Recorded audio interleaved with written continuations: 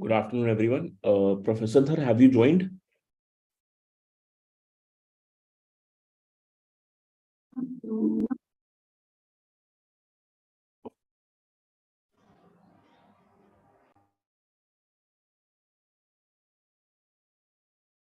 Professor Dhar, we couldn't just track your name in the participant list. Can you just unmute yourself? I think sir has not joined yet. Yeah, I'm just giving him a call. Okay. We are just waiting for sir to join.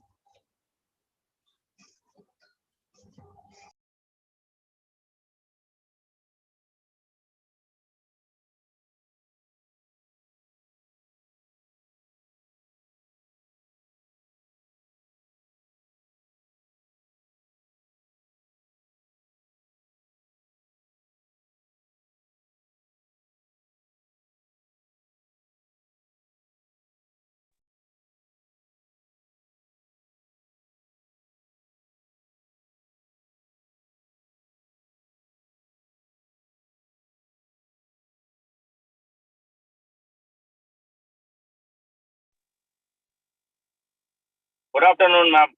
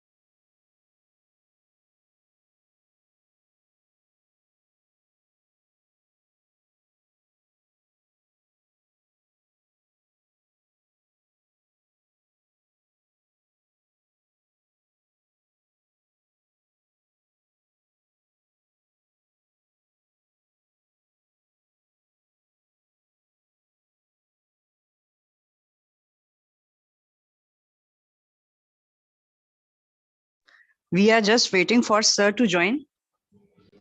Yes, I just had a word. He's just joining in a minute or two. Oh.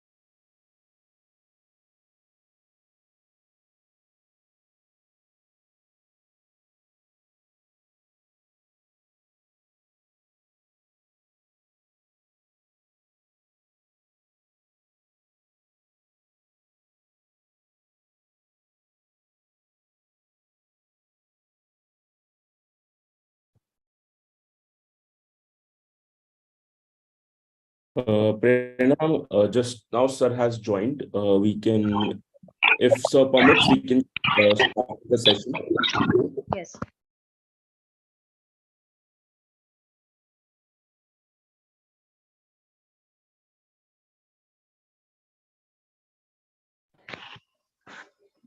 Sir, with your permission, I would like to start the program. Yes, please.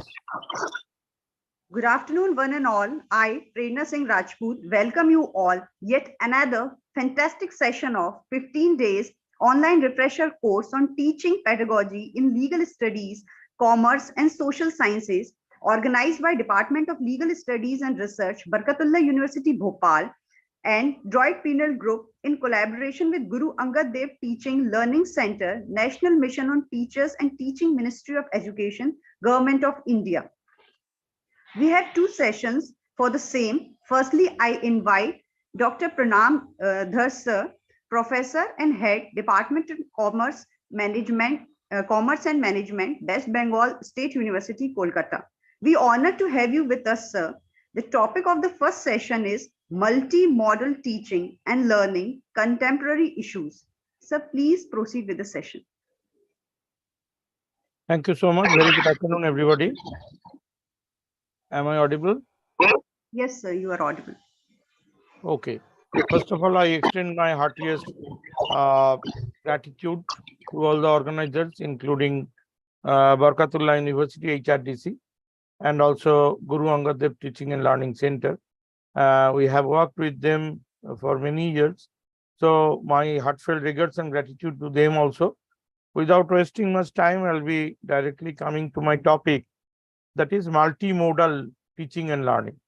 So let me tell you before sharing my screen that since pandemic and in the post-pandemic period, we have been very literate in the multimodal teaching and learning. Previously, by teaching and learning, we meant only chalk and talk and direct eye contact with the students.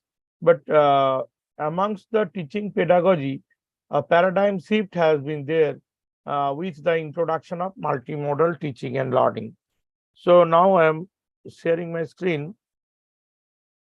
If you can see it, you'll tell me. Is it visible? Yes, sir, it is visible. So today my topic, thank you, ma'am. Today my topic is multimodal ICT tools for teaching and learning, and myself, Pranam Dhar. We'll be starting with this backdrop. That is, for any higher education institutions, two things are most important. Dissemination of knowledge through teaching, and that through research. For both, everybody should have a sound and clear knowledge along with a good communication and presentation skills. But more specifically, an out-of-box thinking habit can transform a good teacher into a good researcher.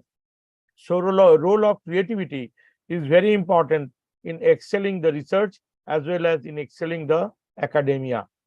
In the past 90 years, very sorry to say, no Nobel Prize was given in academic research from any Indian higher education institution, might be due to lack of excellence and creativity in academic research. Just you will say no, that you are not talking right. Nobel Prize has been there by the Indian. Yes, friend, Nobel Prize owned by the Indians, but not from the Indian university or Indian higher education institution. They are from different higher education institutions outside India. So this lack in excellence is our failure. So excellence, creativity, and open-mindedness in teaching and research is required. There is a big difference in research and collaborative practices of the other countries all over the world, totally different from India. Although we are moving towards National Education Policy 2020, and due to the framing of UGCF, this new paradigm shift, that is the collaborative effort of Indian higher education institutions along with the other parts of the world, has started functioning, but still there is a lag. So research should be in the mindset, not only in the infrastructure, which should be kept in mind by the educational policymakers of our country. Growth of double time in knowledge dissemination has increased tremendously over the passage of time. Therefore, this gap has to be kept in mind in revising the curriculum. We need to shift to rote learning from getting mere highest marks. Here the marks has been converted to grade, and CGPA and SGPA show not getting mere marks. Learning is the most important thing nowadays.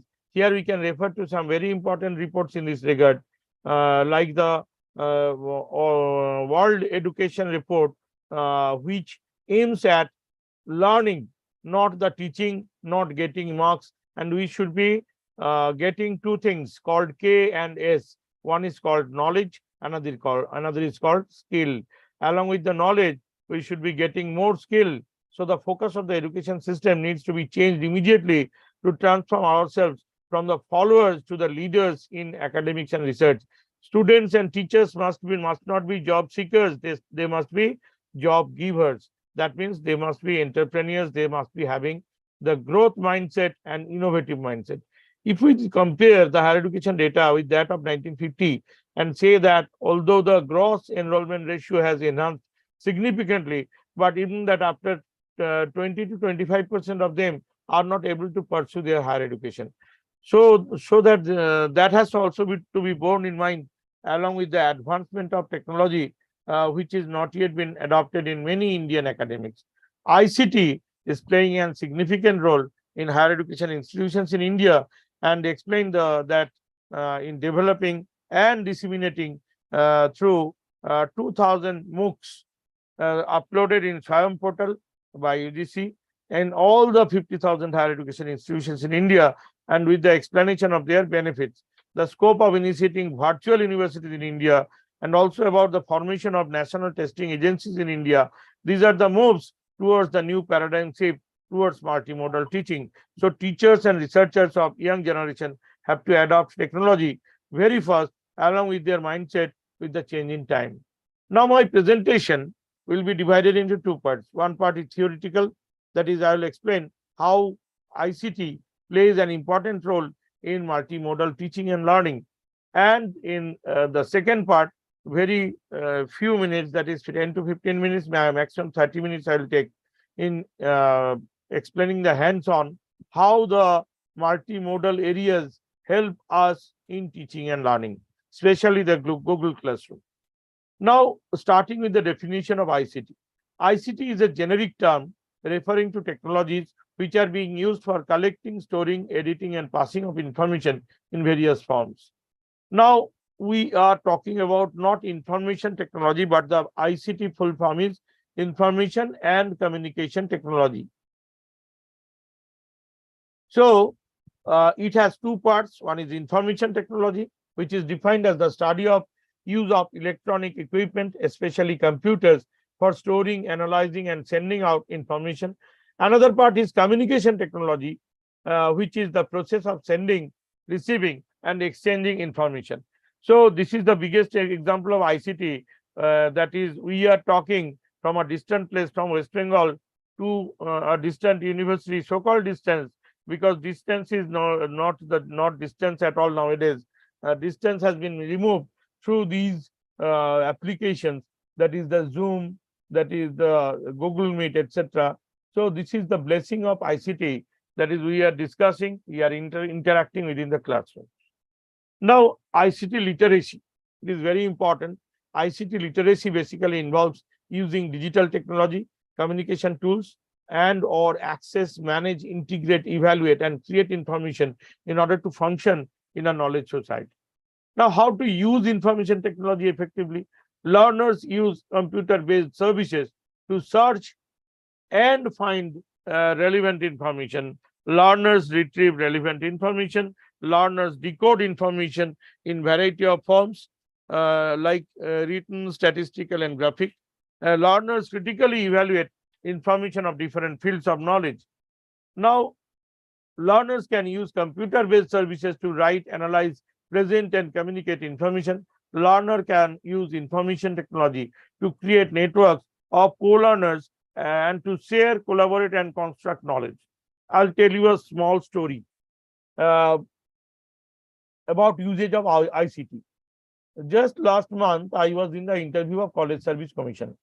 From West Bengal, it was asked to everybody that you don't know Bengali. Some people from outside Bengal, it was asked to them that you don't understand Bengali. How will you assess, evaluate the students' answer script?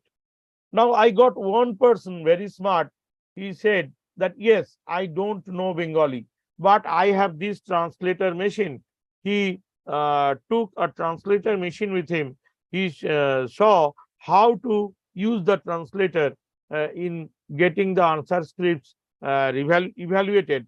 And that was a very good example to make me understand how ICT is being used for the dissemination, not only for the dissemination of knowledge, but also for the evaluation.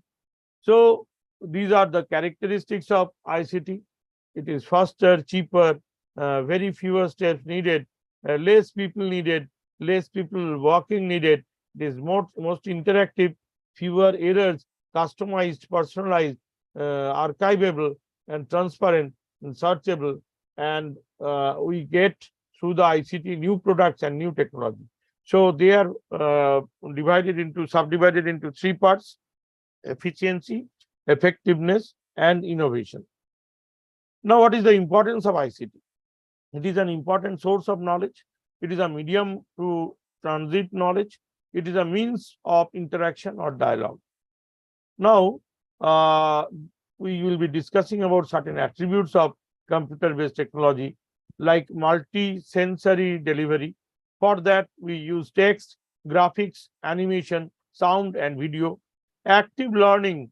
For that, we used the enhanced learner interest materials.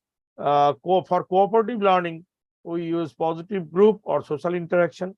For communication skill enhancement, we use one-to-one, one-to-many, and many-to-many communications.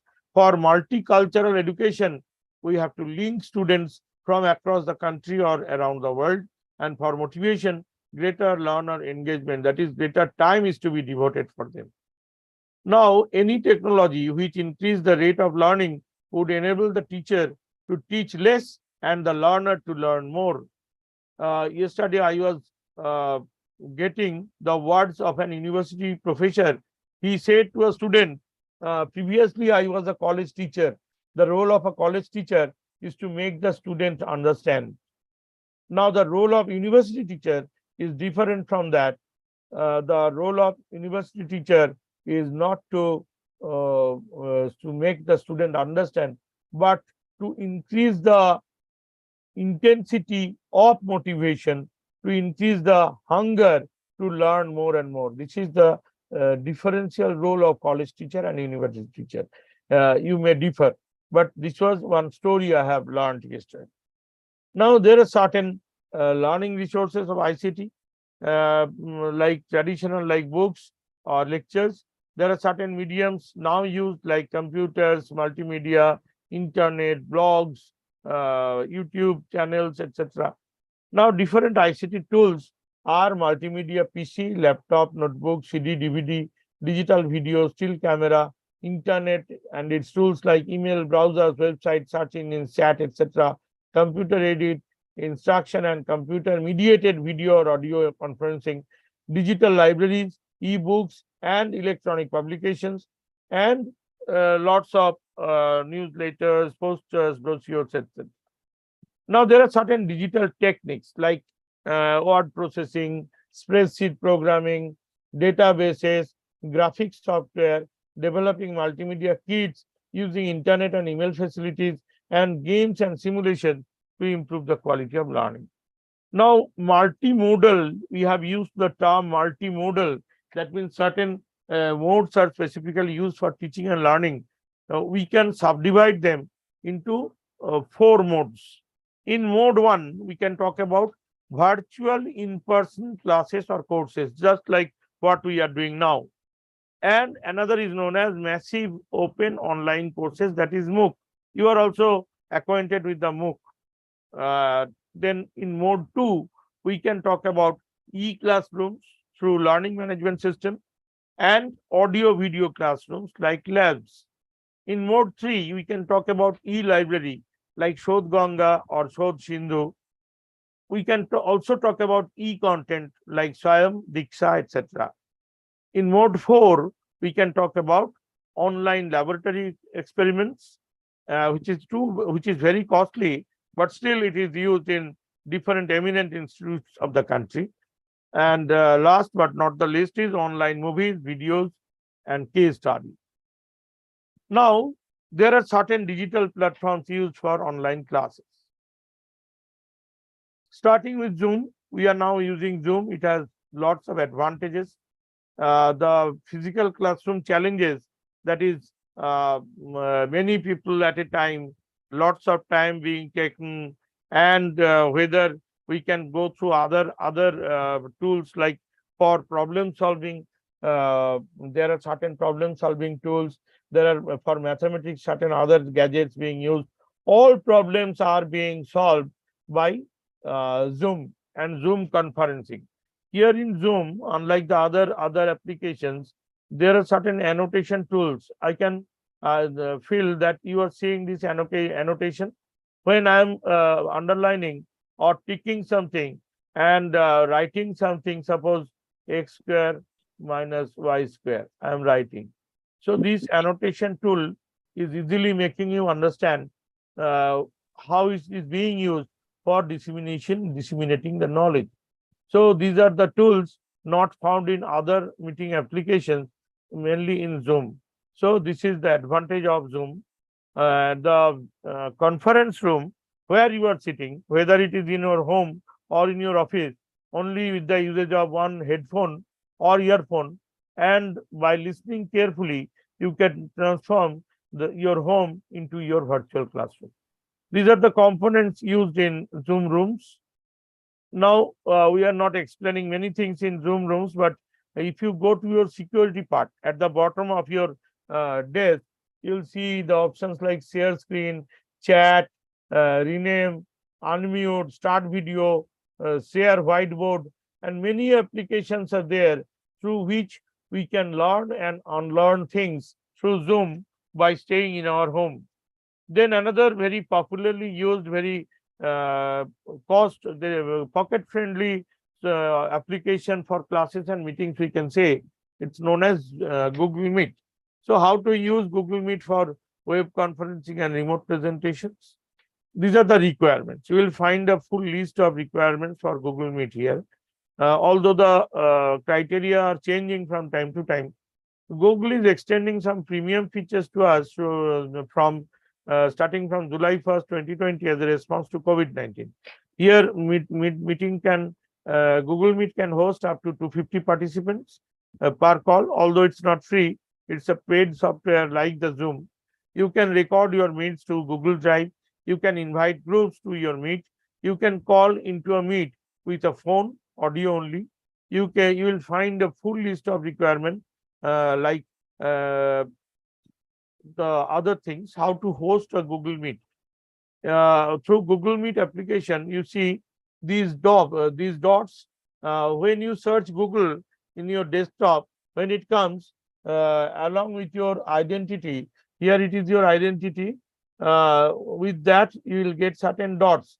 If you click on those dots, you will get these things: Drive, Calendar, Google Plus, etc. Amongst them, there is one application known as Meet. The icon has changed, but the writing remains the same. It's Meet.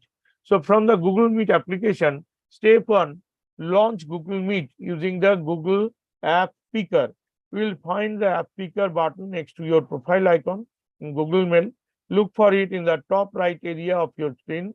After you click the App Picker icon, look for Google Meet icon in the list of Google Apps and then click on it. Then this is another application called Cisco WebEx application. So some more detail I think you need. I'm going to that.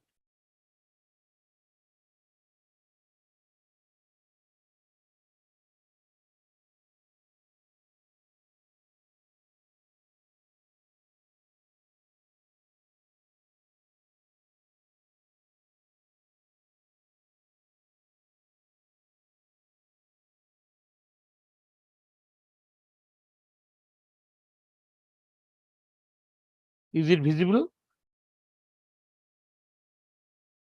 Yes, sir. Okay, thank you. So in step 2, you can now start a new meeting. On the Google Meet screen, you click on the button labeled Join or Start a Meeting. Then you can either provide a nickname for your Google Meet or leave the next text field blank to receive a randomly assigned meeting code.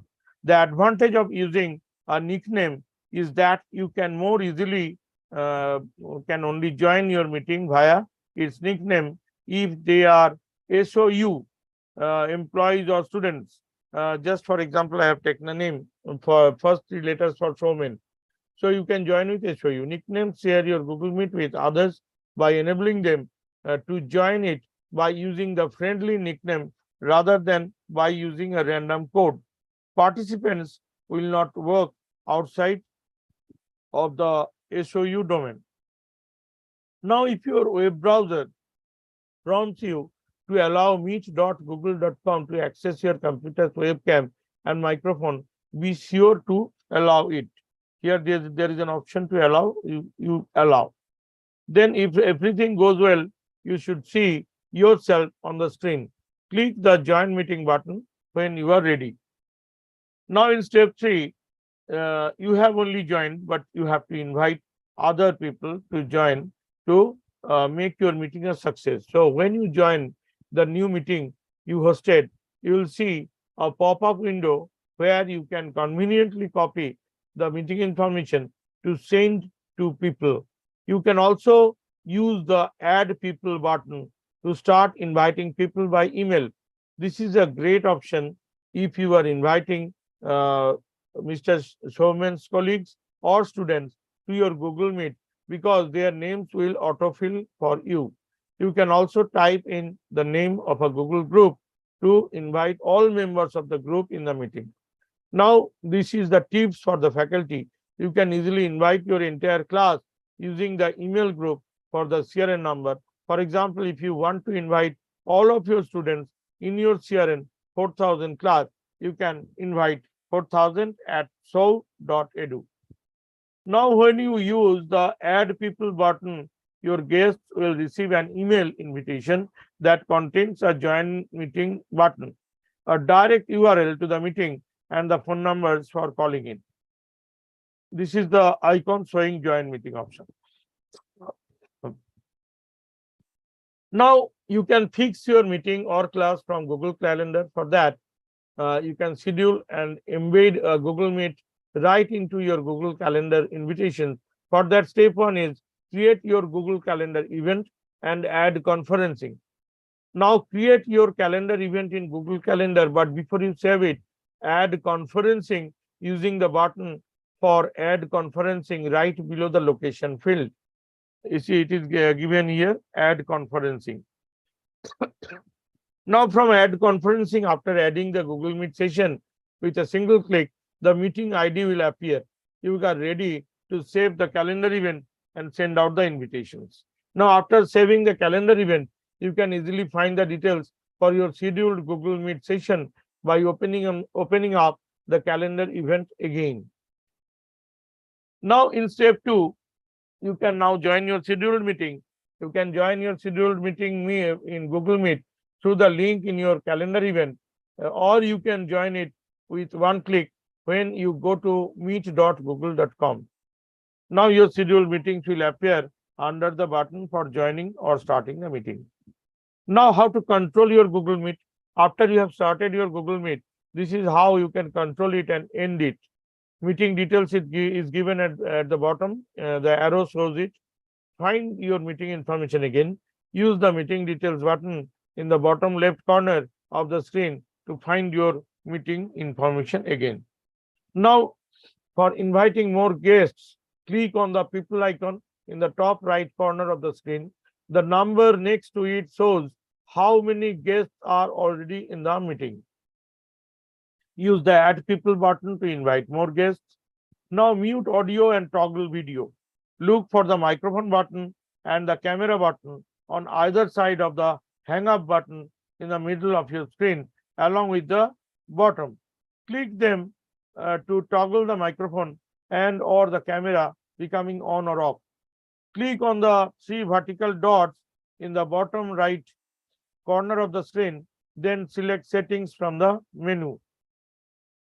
Now you can then adjust the audio and the video settings that appear on the screen. You may need to adjust the video settings if you are having issues with the video quality, or if the Google Meet does not select the right webcam to use. For example, you connect a USB webcam to a laptop that also has an integrated webcam.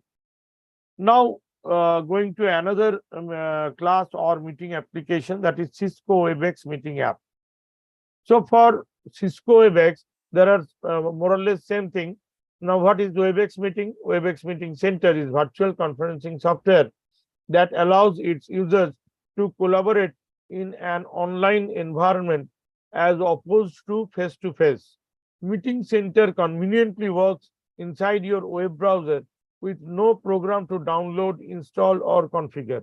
Meeting Center can be used for audio-only calls like the traditional conference call, visual meetings via webcams, and for presentations, you can share anything that is displayed on your screen for everyone in the meeting to view. We will be using WebEx Meeting Center maybe in the program right now, or afterwards I can show you. So it is important to make you familiarize with its interface and features. Now, how do I join a WebEx meeting? You will be sent an email with meeting information such as date, time, and who initiated the meeting. If the meeting has a required password, it will be included in this email.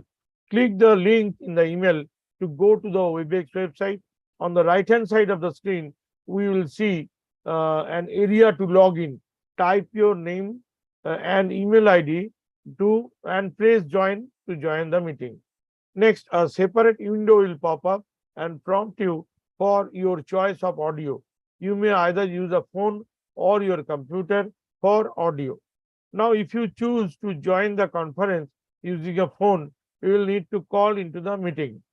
Dial the number given under step 1 and then use the access code and attendee ID and to connect when prompted. Then if you choose to use your computer for audio, click call using computer. You will have the opportunity to test your microphone and headset or speakers before connecting to the conference. Now, these are the picturization of from where you should start. Everything is there in the picture. Now this button will start recording at the top, and this button is for share my desktop. More or less same, but something different is there depending on the nature of the company. Now, the question is, can I privately chat with the host or presenter if I have question? The answer is absolutely. This is how. Under the chat window, click the drop-down box. Here you can select who can view your message. Click on the name of the person you would like to privately chat with. Type your message and press send. Then next question is, can I share documents or presentations, etc.? Yes, like Zoom and Google Meet. In WebEx Meeting Center also, you may be permitted by the meeting initiator to share your own documents, presentations, etc. This permission depends on your role within the meeting. If you are a host, presenter, or simply an attendee in the meeting, if you are a presenter or a host, you may click share on the top menu and select the item you would like to share. Now, presentation or document. If you choose to share a presentation or document, it will show up in the presentation window. You may then narrate your presentation. While sharing a presentation or document, you may use the tools on the toolbar to draw or emphasize text and graphics. The tools are accessed from the share menu and look like this. The screenshot is given. You see the sharing buttons are like this. There is a button known as stop sharing. Now, another application, this is the last one for today, is known as TeamLink. There are so many applications, but there is not enough time to deal with. This is called TeamLink. Both the Cisco WebEx and TeamLink applications are being used by the government and the corporates for the meetings and may be used in the classrooms also. Now, TeamLink is one of the world's most advanced solutions for video and web conference that enables anyone to work together with teams and partners from anywhere at any time. Now, for getting started to use TeamLink, please download and install TeamLink app for free from the download center and then create a TeamLink user account. If you need a customized version, please contact at this email ID info@teamlink.co.in. Any country, maybe India, maybe in for India. Now, these are the support systems requirements, and For signing up, users who use TeamLink for the first time can choose to register as a new user or join the meeting directly anonymously. After registering as a new user, the user can initiate and manage meetings. Anonymous user can join a meeting directly. For more details, you can click on this anonymous user. And to launch TeamLink application, click on the login or sign up button. Now, for starting a meeting on the TeamLink, there are two ways for a user to start a meeting using an existing meeting ID: the start or join a meeting button and the meeting quick link. For start a meeting, click start or join a meeting and then join the meeting. You can also schedule like the Google application. There are certain other platforms like GoToMeeting, Skype Lite, WhatsApp, Milan Setu, and many more. So this is the first mode. We were talking about the multimodal teaching and learning. This is the first mode, that is the virtual classroom or e-classroom. Then the second mode is learning management system or LMS. LMS, the word LMS has become very popular nowadays, and many of you are using this LMS. The most popular LMS is Google Classroom. So what is the learning management system? Are you ready to make the move from traditional to online training and invest in an LMS?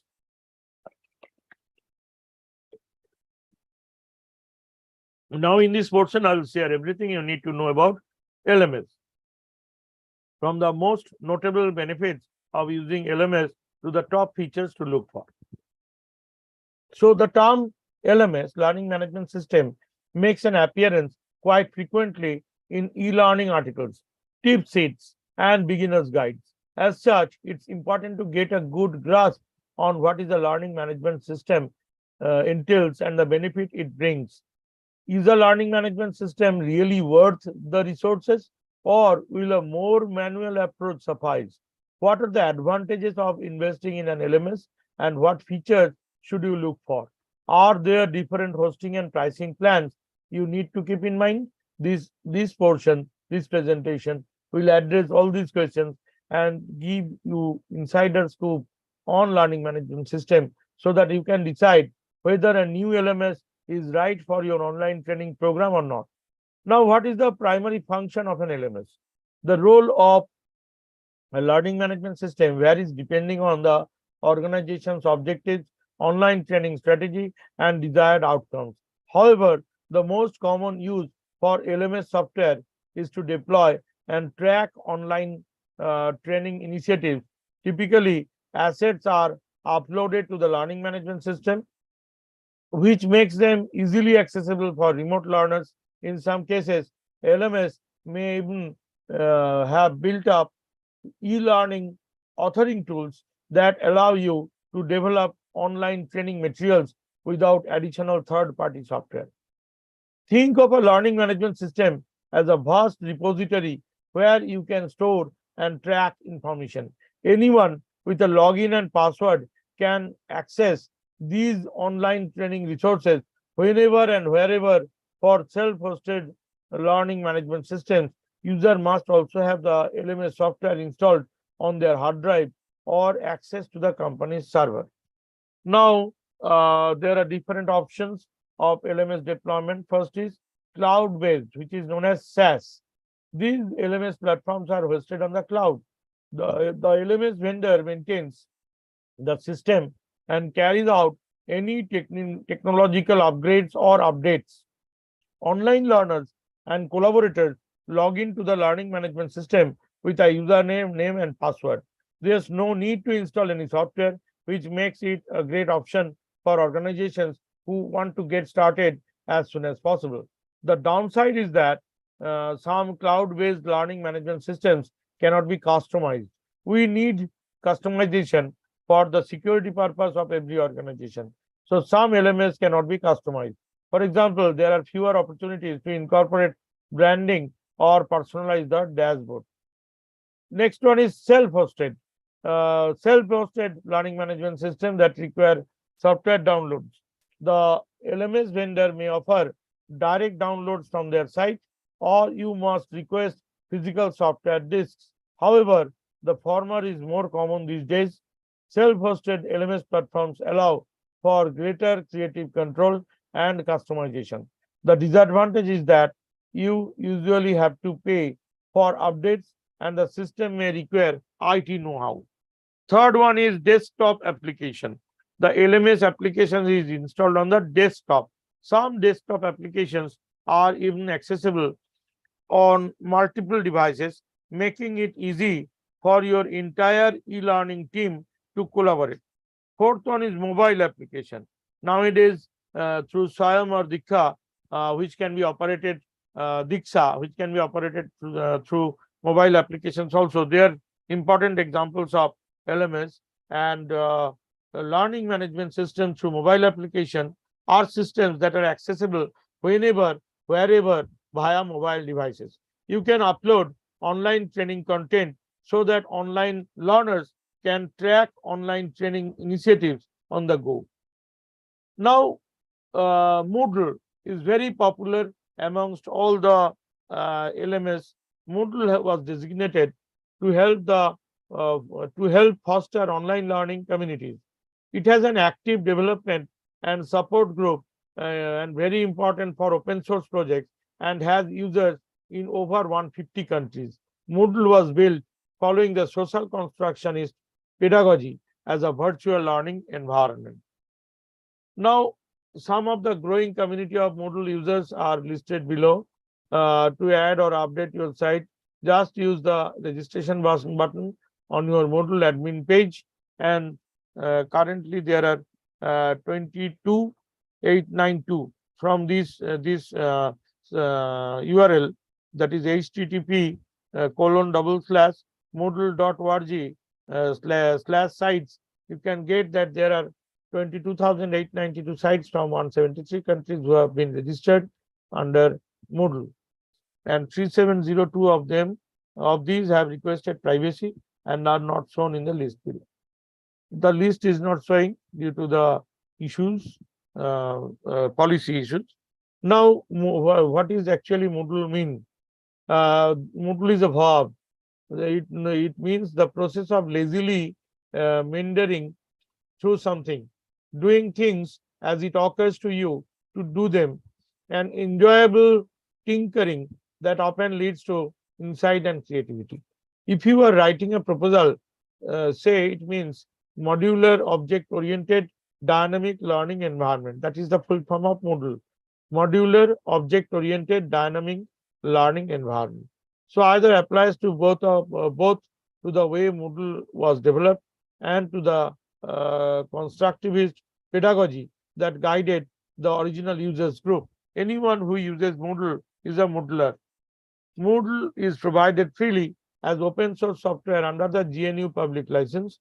Basically, this means Moodle is copyrighted, but that you are allowed to copy, use, and modify Moodle, provided that you agree to provide the source to others, not modify or remove the original license and copyrights, and apply the same license to any derivative work. Now, welcome to Moodle support. There are certain sub icons. I'm not going into the details.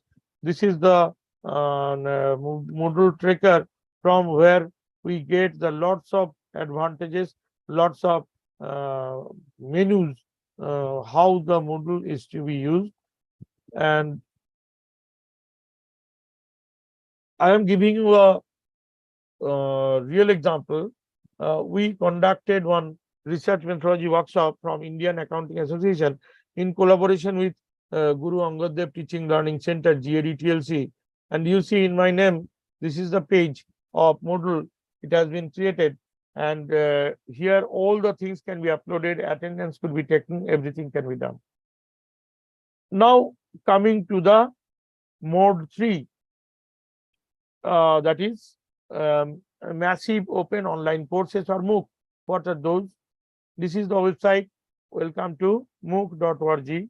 If you go through this, you can get lots of certifications, degrees, professional certificates, professional education. Lots of courses are there which can be done online.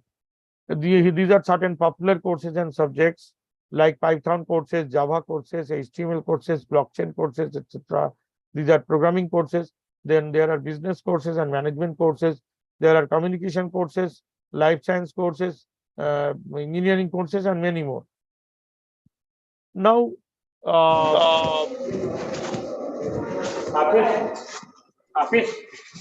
any problem?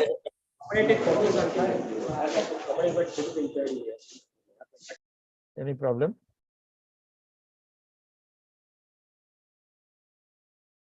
Any question? Should I move No, or should I stop? I think someone unmute. Yes. That is a technical hazard, but I am asking just in general. Do you have any questions up to this? Nothing is one way. There could be any interaction you have not understood. I have to repeat anything.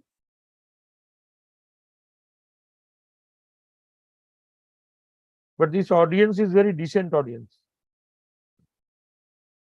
I once again extend my heartfelt regards to you, and I take sessions all over the world in different universities all over the world. I'm repeating, mainly in Japan, South Korea, USA, UK. But this audience, particularly from Barkatullah University, is a very, very decent audience. Thank you so much. I'm your colleague. So if I do any mistake, please forgive me. And should I move, ma'am? Yes, sir. Sure, sir. Thank you, sir. Thank you, ma'am. So this is very important information to share with all of you about the SIAM of India. We should be proud about our India's SIAM courses. It is to be claimed as the largest government-run virtual universities are run through SIAM. I'm surprised at what government of India is doing on MOOC space to make amazing courses by bringing together great institutions in India on a platform called SIAM. India's first online education platform in the first phase is done by IIT Bombay, IIT Madras, IIT Kanpur, and IIT Guwahati. Then University of Delhi, then JNU, IGNOU, IIM Bangalore, IIM Calcutta, Banaras Hindu University, alone as well as with the help of the faculty from foreign universities, will be offering courses in areas of engineering education, social science, energy management, basic sciences. All courses will be offered free of cost under this program. However, fees will be there in case of learners who require verified certificate, especially to add on their resume or show as credentials. I believe in skill than in certificate, but we generally need documentary proof in employment scenario. So this is a fact that at least 10 million students are expected to benefit in next 2 to 3 years through these initiatives. You have heard about Geo University and many more, and this Guru Angad Dev Teaching Learning Center. I am very much well associated with them. Their dean, their vice chancellors, their director.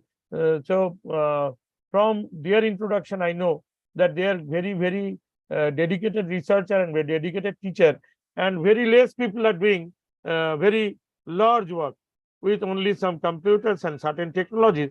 They are doing a lot all over the world, all over the country, and the whole 24/7 they are working.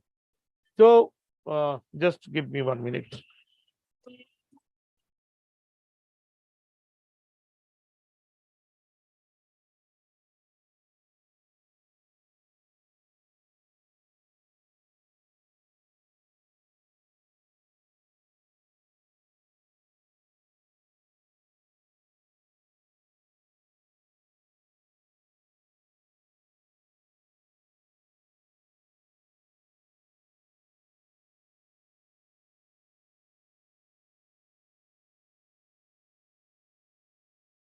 So at present, we can expect at least 10 million students are expected to be benefited within the next 2 to 3 years through this initiative. This is revolutionary. It might take time. I was talking about JDTLC. I have conducted a few courses with them in different capacities as co-organizers, and they are very meticulous. They are very dedicated. For example, if they don't get each and everybody's passport size photograph and the performing photograph, these two photographs when do not match, they do not issue any certificate. They are very meticulous, and in this way, the parallel teaching has become very popular nowadays.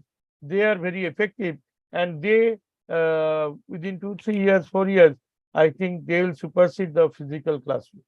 So this is all about SWAYAM courses, and this is the Diksha portal under NEP 2020. The school education system will be moving through this Diksha. SWAYAM is for higher education and Diksha is for school education. The same thing is done here. The online learning through different MOOCs in the Diksha portal help educating the school people from preparatory stages till the 8th or 12th standard. Now we are running slowly to mode 3 because time is also running. I'll not be taking much time. So under mode 3, this is an important issue all over the world for e-content development. Just I completed to study materials writing as a part of e-content in two eminent universities of India. I think someone is trying to say something. Should I stop?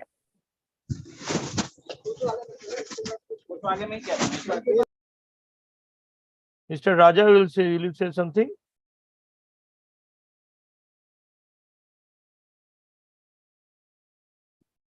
You see, I am very well conversant with this software Zoom. So I am able to see what is done by whom. So no problem. So thank you, Dr. Vikas Kumar, for your valuable words from Mirat. Now I am moving to e-content development. First, I am coming up with the Shodh Ganga. You are all well acquainted with this term, Shodh Ganga, which is the reservoir of Indian thesis.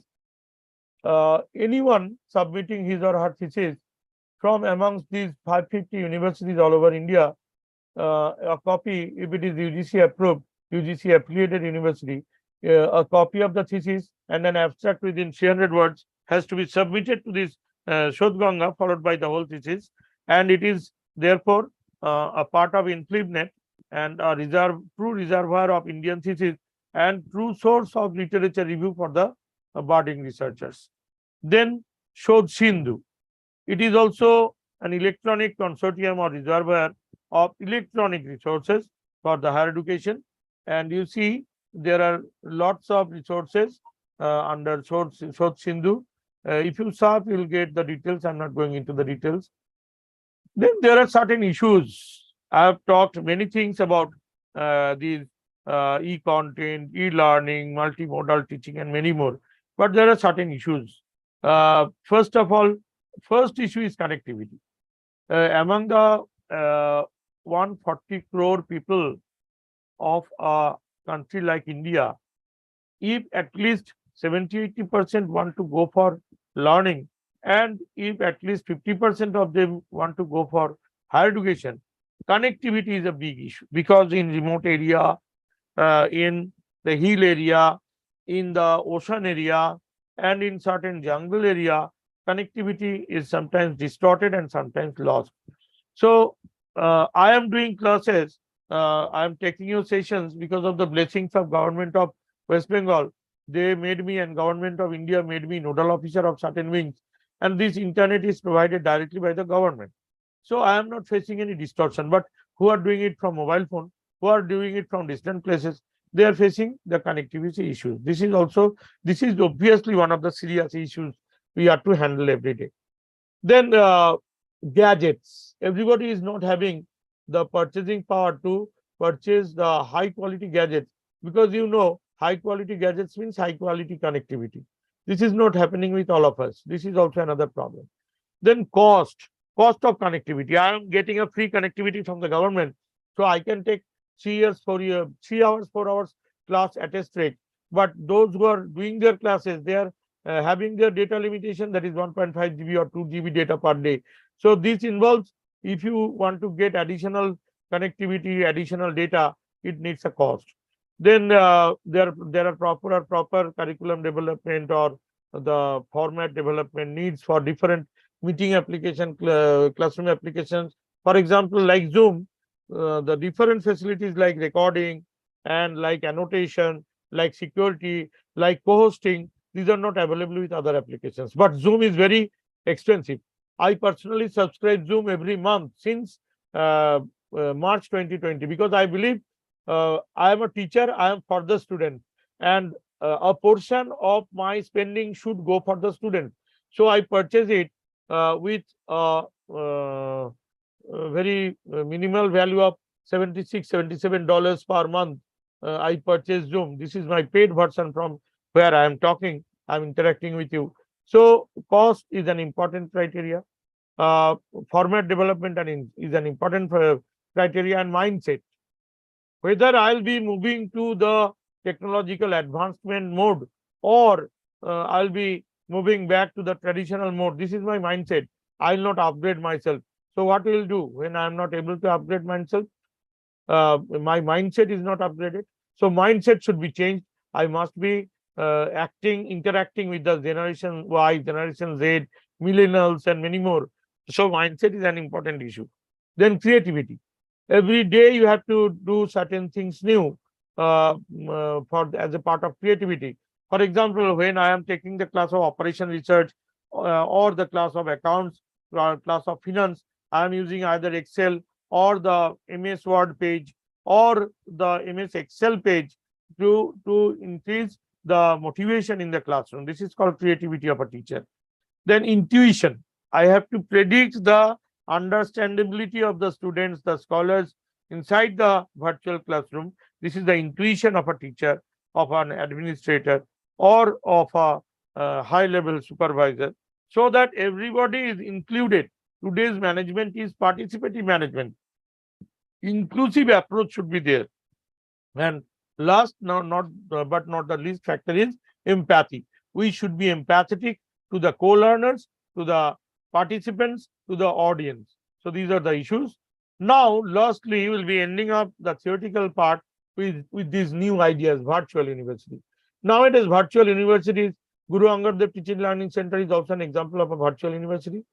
So, or virtual college, you can say. The virtual university provides higher education programs through electronic media. Now it combines technological, experiential, informational, compositional, and sensorial characteristics. It combines these terms with stream like internetware, groupware, body data, hyper organizer, digital libraries, virtual classroom, chat rooms, automated tutors. You see, the chat room is open here. For that, some people is saying that very informative, Dr. Suresh, Dr. Vikas. So I am also motivated with their words. So because of this chat room, if I deactivate this chat room, no such words will be coming. Then automated tutors, cookies, portals, cyber cafes, e-commerce, cyber schools, etc. Everything is a part of stream. Now I'll be ending up with the Albert Einstein's famous saying that gave a lot of inspiration, that imagination is more important than knowledge. Said that imagination is more important than knowledge. If you imagine that I can do good to more people, then automatically your knowledge is gathered. If you are demotivated, if you have no imagination for tomorrow, if you think that, okay, I'll be dying tomorrow, before that, let me have some salary, some earnings, some deposits in bank, and I am getting my salary. So what is the use of making the students learn? So this should not be your mindset. And almost at the end, but not the end. Today, the 21st century new world is the world for teaching and learning. Here, there are virtual universities, distance learning, online teaching, cyber learning, and many more. Now, this is the age of 3 C's: competition, change, and customers. Now, there are also 3 P's: person, processes, and products. Now, the language of industry is education is also an industry. It is also a service industry. Now, the objective of this industry is to achieve and maintain the level of excellence, continue to grow at its impressive pace, adequate skill, if not exceptional. And now here, effective communication is not just about being able to speak or write English. It depends on how English is spoken or written. The basic of business communication nowadays is willingness to listen, the curiosity to ask and probe, making the effort to know your audience, accommodating cross-cultural differences. Now, I am giving you one online education statistics. In 2017, a total of 19.7 million students enrolled in courses at degree granting post-secondary institutions. Of them, 6.6 million students enrolled in some form of distance education or online courses. In 2017, I think COVID was not at all there. In spite of that, all over the world, 19.7 million students enrolled for this distance learning. And 5.5 million undergraduate students were there, 1.4 million postgraduate batch students were there. During the fall 2017 semester, 3.1 million, that is 15% students enrolled exclusively in distance education courses. Now, we can talk about the India's first virtual technology university, TechInsight.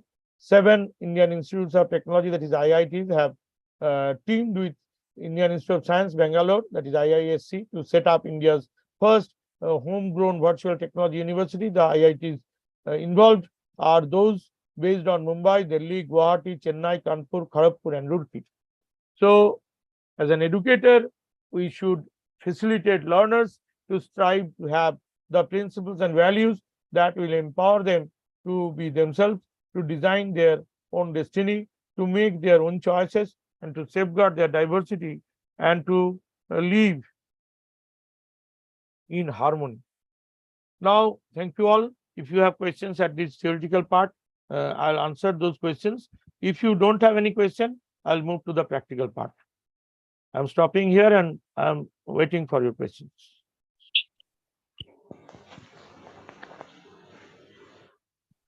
Participants can ask questions one by one. Feel free to ask any question. Any question you can ask?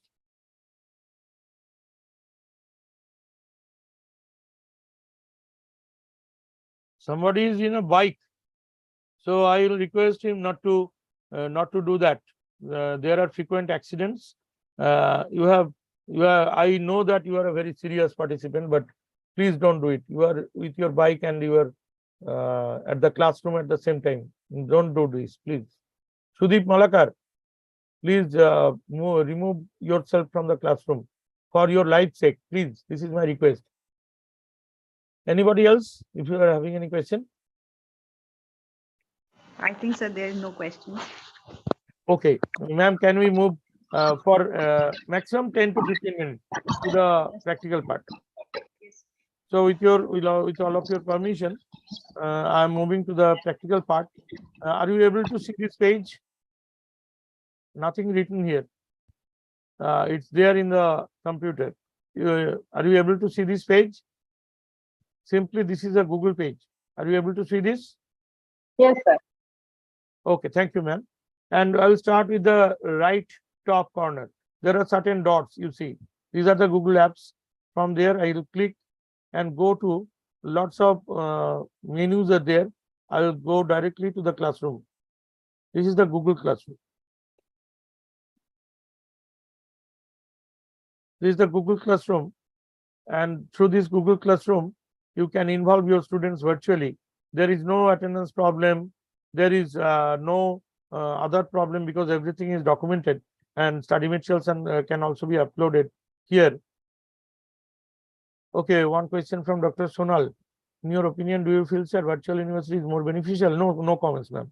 I have only provided the information, and which one is more beneficial, that the time will say.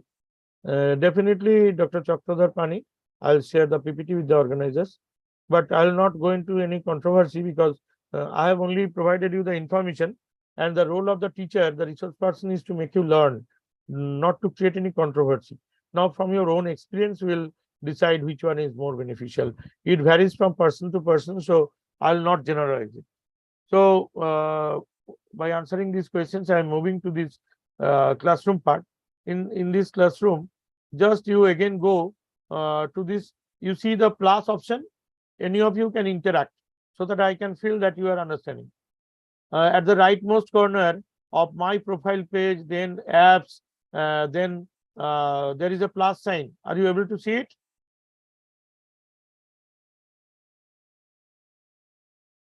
Anybody can answer. Am I audible? Yes, sir, you are. Yes, yes. Then are you able to see this plus sign at the right top corner? Yes, sir. I'm just annotating this. Then you'll be able to see this is this one plus sign. Yes, sir, it is visible. Yes, Okay, sir. thank you, ma'am. Thank you. Then I'll be clicking on the plus sign to start a create class because I'm a teacher. I'll be involving my students in the classroom. So for that, you have to read and understand the notice and click on continue. Then one new classroom is created, and this classroom may be known as FDP Barkatullah University GAD TLC 2023. So this class could be created. You click on create, and very simple. To all the teachers, I think most of you are teachers. This is my tips that you open also one WhatsApp group, and they can be linked very quickly because this is the new classroom. This is the new classroom. In the stream part, you are getting the class code. This is the class code. Click on these three dots. Click on these three dots. Just to copy the class invite link, and then in your WhatsApp group, you just paste it. I am pasting it in the chat group. I am pasting it in the chat group so that you can see this is the link of the classroom. And by clicking on this link, your participants, that is your students, can join in the class. There are other modes like there is an option of people. From the people option, you can join your students individually by adding them. You can take their email ID. And for example, I have my scholar Suryata Pradhan. I can invite her to this classroom. I am clicking on her name and invite her, and she has been invited to this classroom. And Suryata Pradhan, did you get the link? Suryata Pradhan, are you there? Yes, sir. Did you get the link? Sir, I'm checking, sir. You'll get the link, and after you click on the link and confirm. Yes, sir. Yes, sir. you, Received, sir. yes, you click on the link and confirm, and then you'll be included in the classroom. Okay, sir. I'm showing you another example from any of my classes. Like you see, PhD coursework. This is a group I have created, and you see there are people, they have joined. If I click on the people, you see there are certain people who are my research scholars. They have joined this classroom. So when they joined in this classroom, everything can be done with them. I can give them study materials. I can give them assignments. I can map their attendance, everything, and at last the grading also can be done. I'm showing you from the example of another course of GAD TLC. You see, this is International FDP. We have done from 21 to 27th April 2021 with GAD TLC. And you see in the classwork option, we have uploaded all the study materials. You see the attendance, then study material, technical session 11. You see the study materials. You see the attendance link. Everything was given. How I will give you the study material? For that, I am coming to this new group. Just there are 4 options: stream, classwork, people, and grade. In the classwork, you click on create. You click on create, then you can give one assignment. You can give quiz assignment with the help of Google Sheet, that is the Google form, and then you can create question. You can create material. You can upload material, that is study material. For example, I am uploading any study material. Suppose I am giving you any study material on research methodology.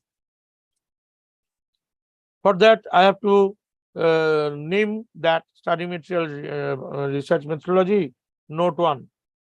So I am uploading. Let's click on the upload.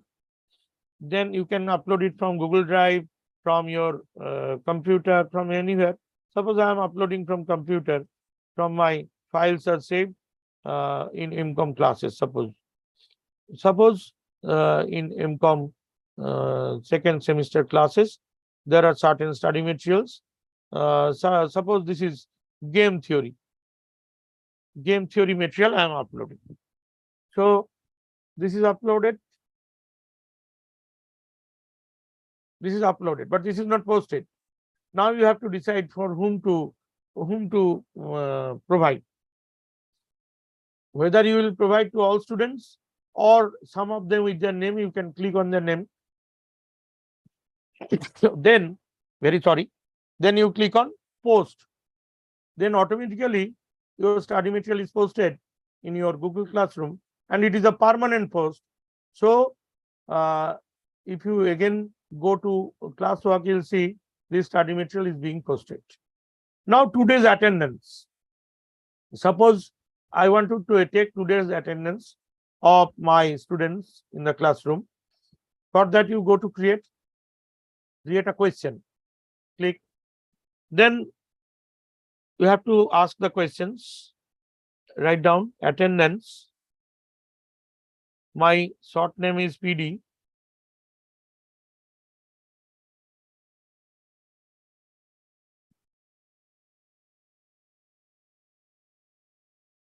Then suppose it is research methodology class, then you can give the date 5/8/2023, first half.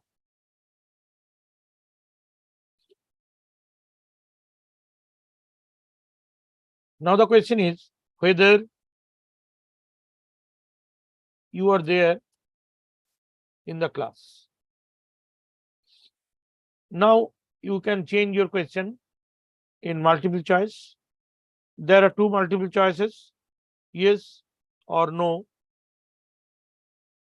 And then you have to put points for your question.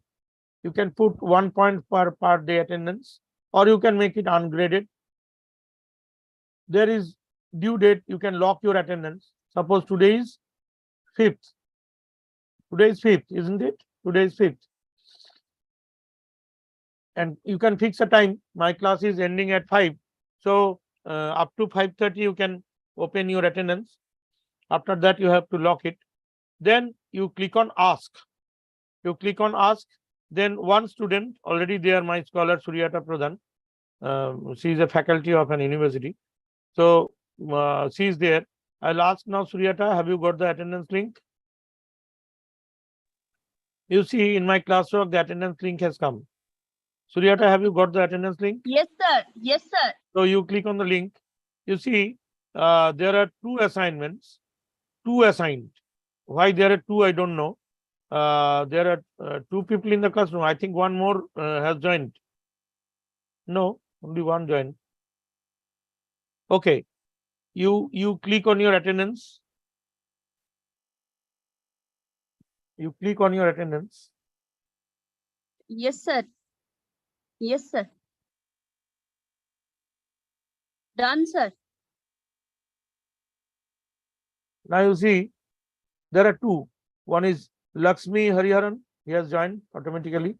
And Suryata Pradhan, you see, you have given attendance. Against 1, your space is blank.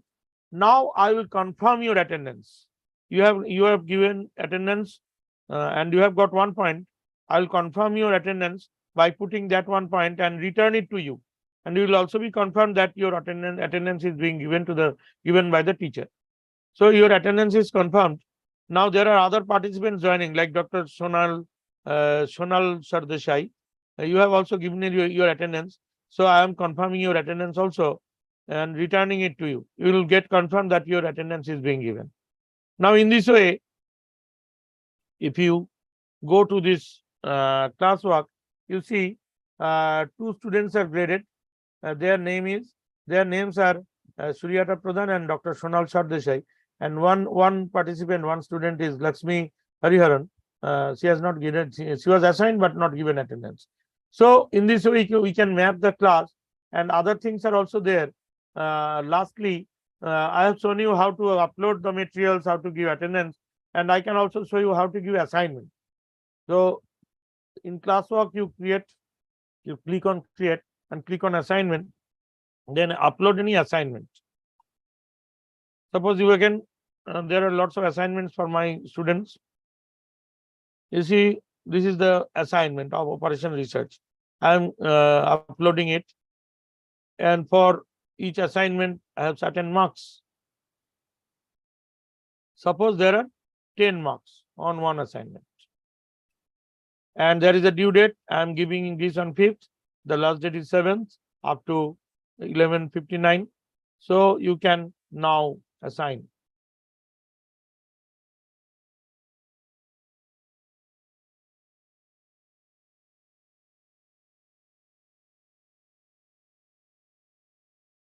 The title is assignment 1.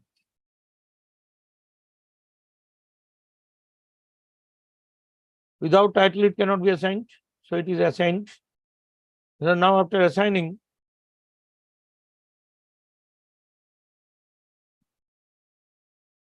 it is being assigned. You see, this is assignment 1. And this assignment is given to 5 who have joined in the class. You see, for everybody of them, the assignment is showing. And when you will be submitting your assignment, automatically I will check it virtually. I am showing you how I have checked it.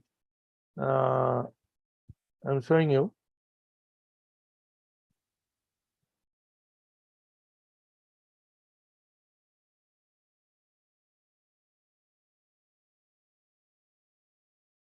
You see, these are the assignments.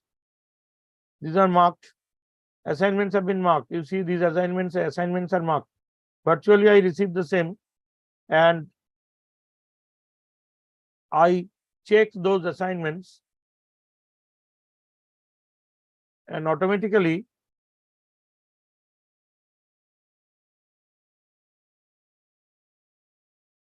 they are checked manually and they are marked.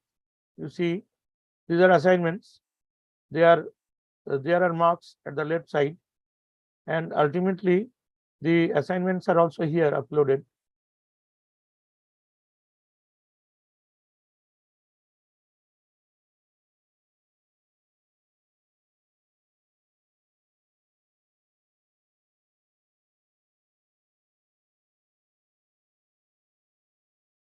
You see, these are the assignments, and they are checked virtually, and marks is given, and student is also able to see how much mark he or she has received.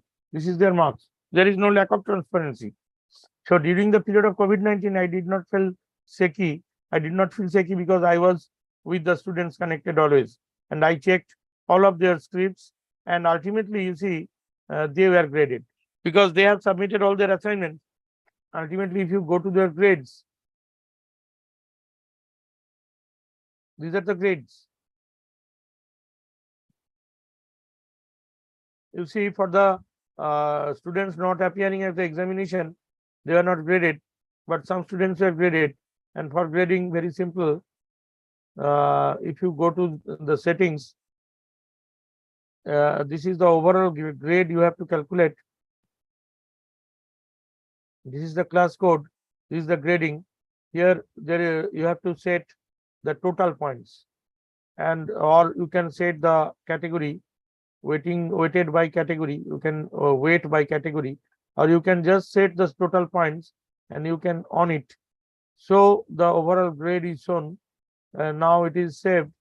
Now, if you click on the grades, you'll be able to see everything. You see, now the overall grade is being seen. At the end of the semester, you can grade the students. The overall grade is 81.25%, 83.16%, and so on. And nothing to say that you have done partiality to me. Everything is automatic and everything is recorded, and no question can be raised regarding the lack of transparency of the teacher. So this is what I wanted to say about the multimodal classroom, and through which a more transparent, more reliable, and more student-centric, customer-centric approach could be done in the one of the most vibrant role-playing university, role-playing industry like the education industry. And if we all consider ourselves to be the players, teachers can be the major players in getting the CAGR, compounded annual growth rate, of the education industry. So with this, thank you all. I extend my heartfelt regards and gratitude to the organizers, that is the HRDC, authority, Vice Chancellor, Dean, and all others of Barkatullah University, and also another collaborator, GADTLC. So, and most importantly, Madam Rajput and all other audience who have their patience, who gave me a very small chance to share my thoughts only as your colleague. And I know very few things, but I was very fortunate to share my views with you in this August and learned gathering. For this, I express my namaskar and heartfelt regards and gratitude to you all. Thank you. Now it's open to house for any further query and question. Any questions?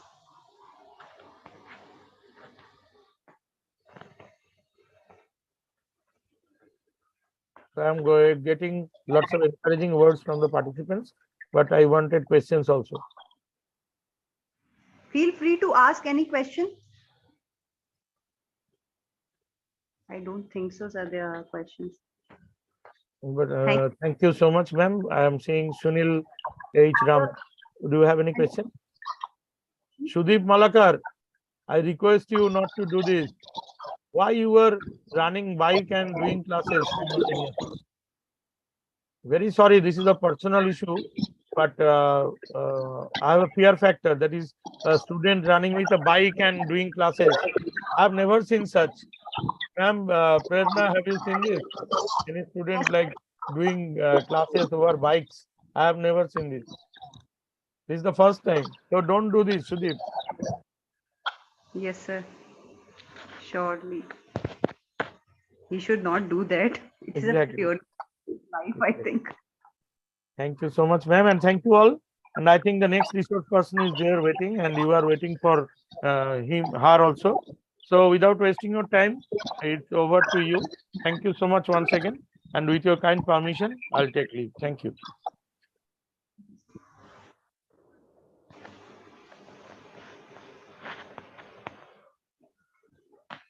We will wait for next session whenever our speaker will join it.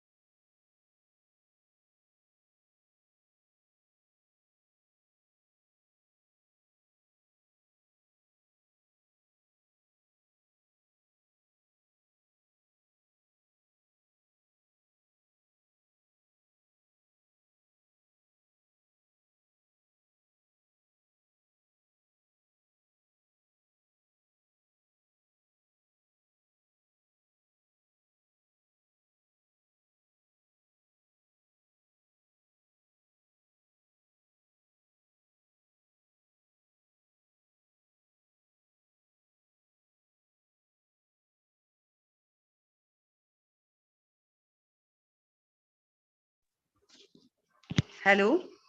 Good evening, ma'am. Hello. Ma'am, have you joined? Yeah, I'm already joined. I hope I'm visible as well as audible. Yes, ma'am. Yes, ma'am. You are visible and as well as audible also. Yeah, yeah.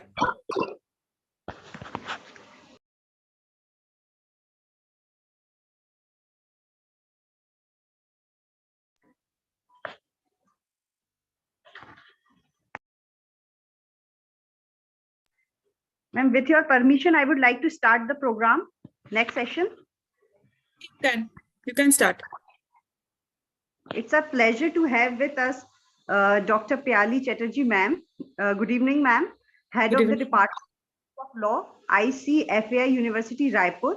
We welcome you, ma'am, in 15 days online refresher course on teaching pedagogy in legal studies, commerce, and social sciences, organized by Department of Legal Studies and Research, Barkatullah University, Bhopal, and Droid Penal Group in collaboration with Guru Angad Dev Teaching Learning Center, National Mission on Teachers Teaching, Ministry of Education, Government of India.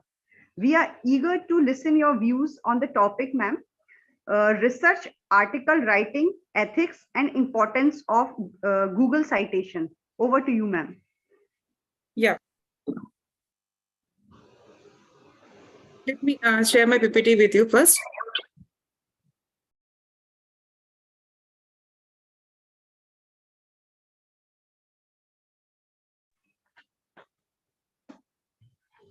Yes, ma'am, it is visible now.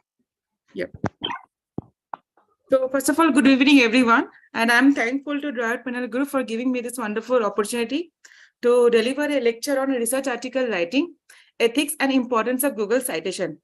Actually, today's this lecture is not only important for academician, but it's equally important for research scholar, those who are willing to pursue their PhD right now.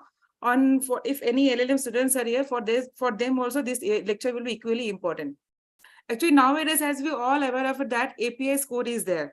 So, and for API score, one of the best way to score API is that to publish research paper.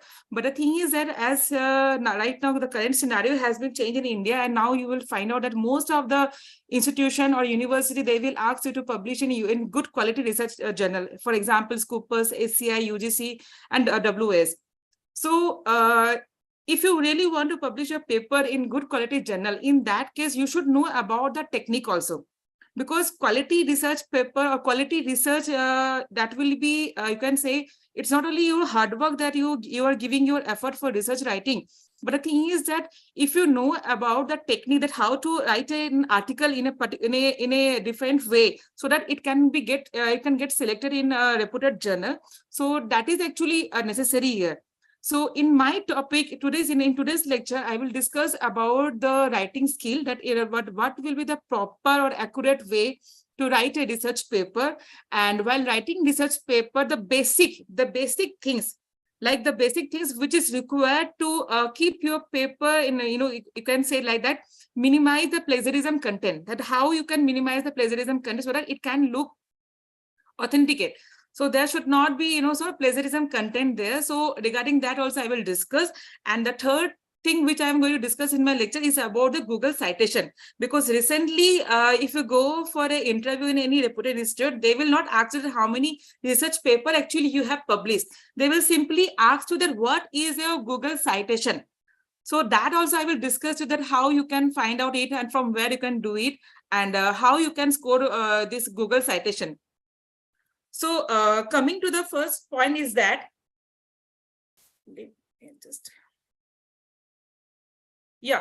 first thing is that how you can start a research paper article, how you can start the article writing actually.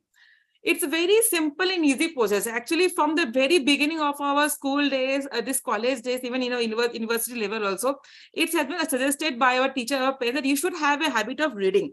If you want to become a good researcher, in that case, you should always have a habit of reading, because when you are reading newspaper, journal, books, then only you can get an idea that in which particular field, in which particular topic you can write research article.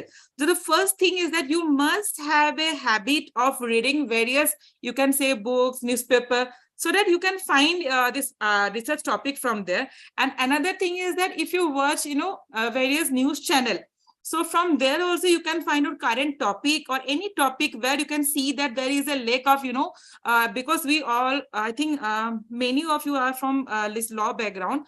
Even if you're not from law background, even if you're from any other background, social science, technology, so you can find topic from various you can use different sources. So for that, you should be actually, your habit should be of reading, because that is something which will help you to find out the topic in which you can write this research article. Because if you really want a good quality article, so in that case, the first priority for a good article is that you must choose some unique topic for your research. Uniqueness should be there. Novelty should be there. Novelty means something new. If you are writing a research paper, then why the journal will publish it if already someone has done work on it? So basically, you have to search topic which must be a unique one where no one has done research, or even if someone has done a research in it, your contribution should be a new thing, or whatever the concluding, or whatever this this product will be there, that will be something new, which the society or which the other person can get the benefit from it. And the next thing is that you, while going through this, you can say while reading any book or while listening to any news channel, you should always apply your mind there, that if this problem is there, then what is the design behind it? Why suddenly this problem has arisen? What will be the this application of law in this particular problem? Or if there is no law here, in that case, if in any other country there is any law, or if there is, then whether we can apply it in current Indian scenario. So you should always apply your mind like an, you can say, an investigating officer, because what the investigator duty is that whenever a case comes before him, he just research on it, that who is the culprit, what was the evidence there, he collect the evidence, he visit the crime scenario, he just take statement from the various witness, and on the basis of that, he file a charge sheet. So the all steps, whatever step he has just taken to investigate his case, the same thing you have to apply while writing a research paper, while choosing a topic for your research article. And the next important thing is that as you have n number of doubt in your mind, that doubt will help you to prepare a research article.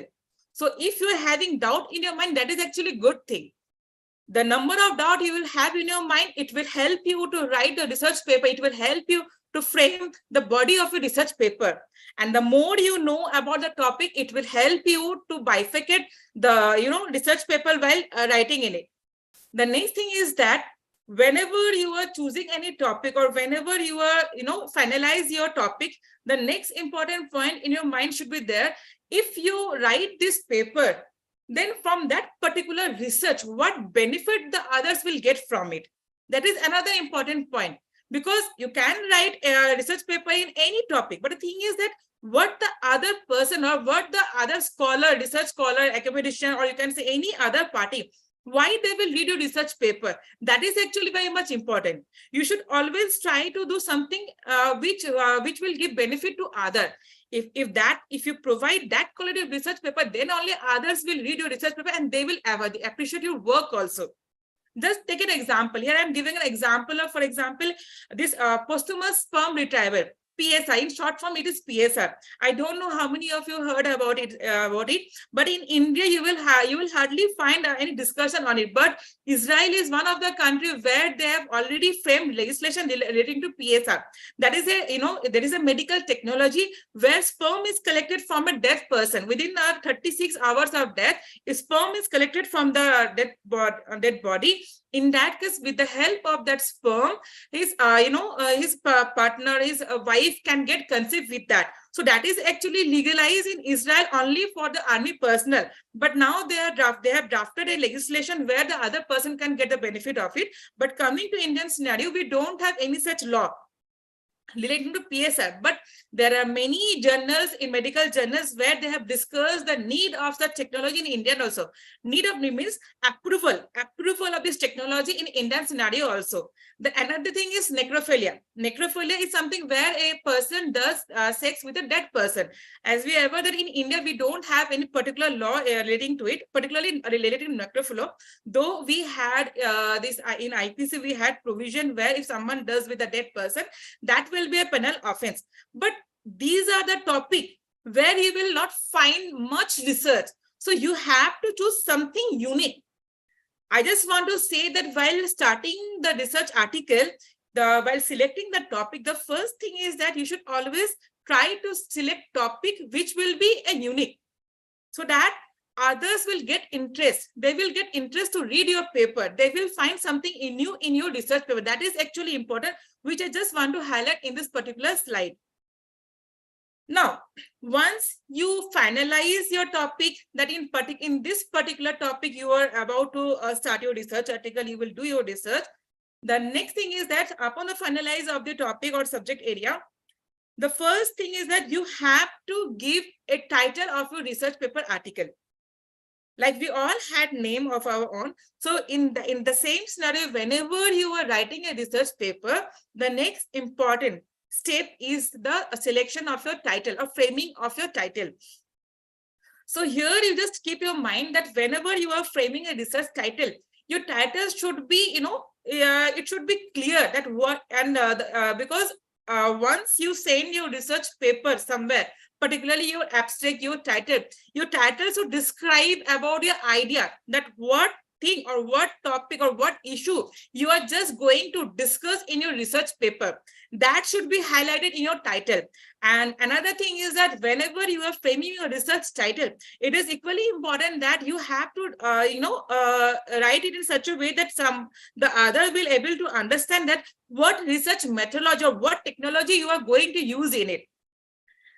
And some of the, your unique thing which you can use while framing the research paper is that you can use a term social legal study, a medical legal study, a critical study, a critical analysis. You can use such term while framing your research paper. But here I would like to say one thing is that whenever you use the term analysis, in your title particularly, analysis term, it tells that somewhere you are using the research, somewhere you are using non-doctrinal research methodology in your research paper. So if you are using analysis term, you should always use analysis only when you are doing some empirical work for your research paper. And unless if you are not using, if you are not doing any empirical work for your this research work, in that case, just avoid using the term analysis. You can use simple critical study or study there, but not the term analysis. Particularly, analysis is used only when you use or you have done some empirical work in it. And another thing is that whenever you are framing title for your research paper, you should not use any abbreviation in your title. You should avoid to use abbreviation in your research title. So I have just given a short example, how do you can frame title for your research article. That is, here I have given example, right to life of fetus versus abortion right of woman, a critical study. So this article clearly states that the researcher has done this doctrinal work. He has not done any empirical work here. And what he or she has discussed in this particular research paper is that they are going to discuss whose right will prevail in case of conflict, the right to life of fetus or other abortion right of women. So you should always frame title in such a way that the other can get it, that what you want to describe or what issue you are going to highlight in this particular research paper.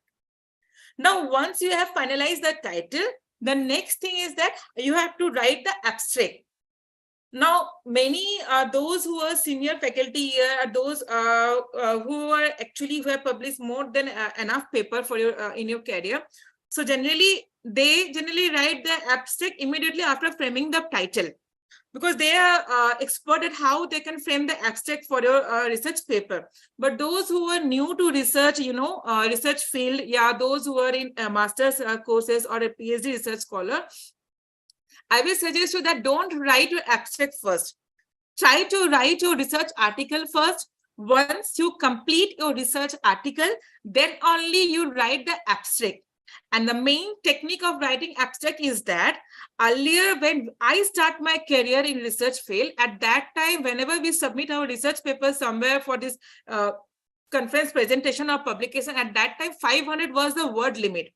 500 was the word limit for abstract writing or abstract submission. But now, if I talked about current scenario, if I talked about this reputed publisher, for example, Taylor and Francis, elsewhere, Springer, then they will ask you to submit abstract within 150 words.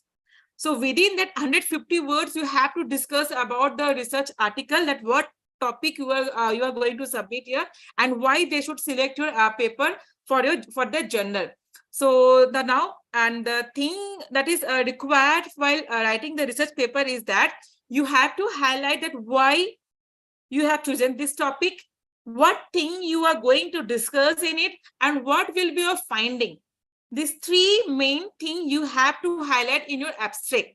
So whenever you are framing abstract for your research article, these three things you have to keep in your mind, that you have to highlight why you have chosen this topic for the research article or research discussion, and what thing you are going to discuss in it, and what will be your finding. So that is the reason I have told you that once you complete your research paper, or you are aware of your research, you have read enough material on it, and you are confident about the research topic, then only you can frame the abstract in a proper way.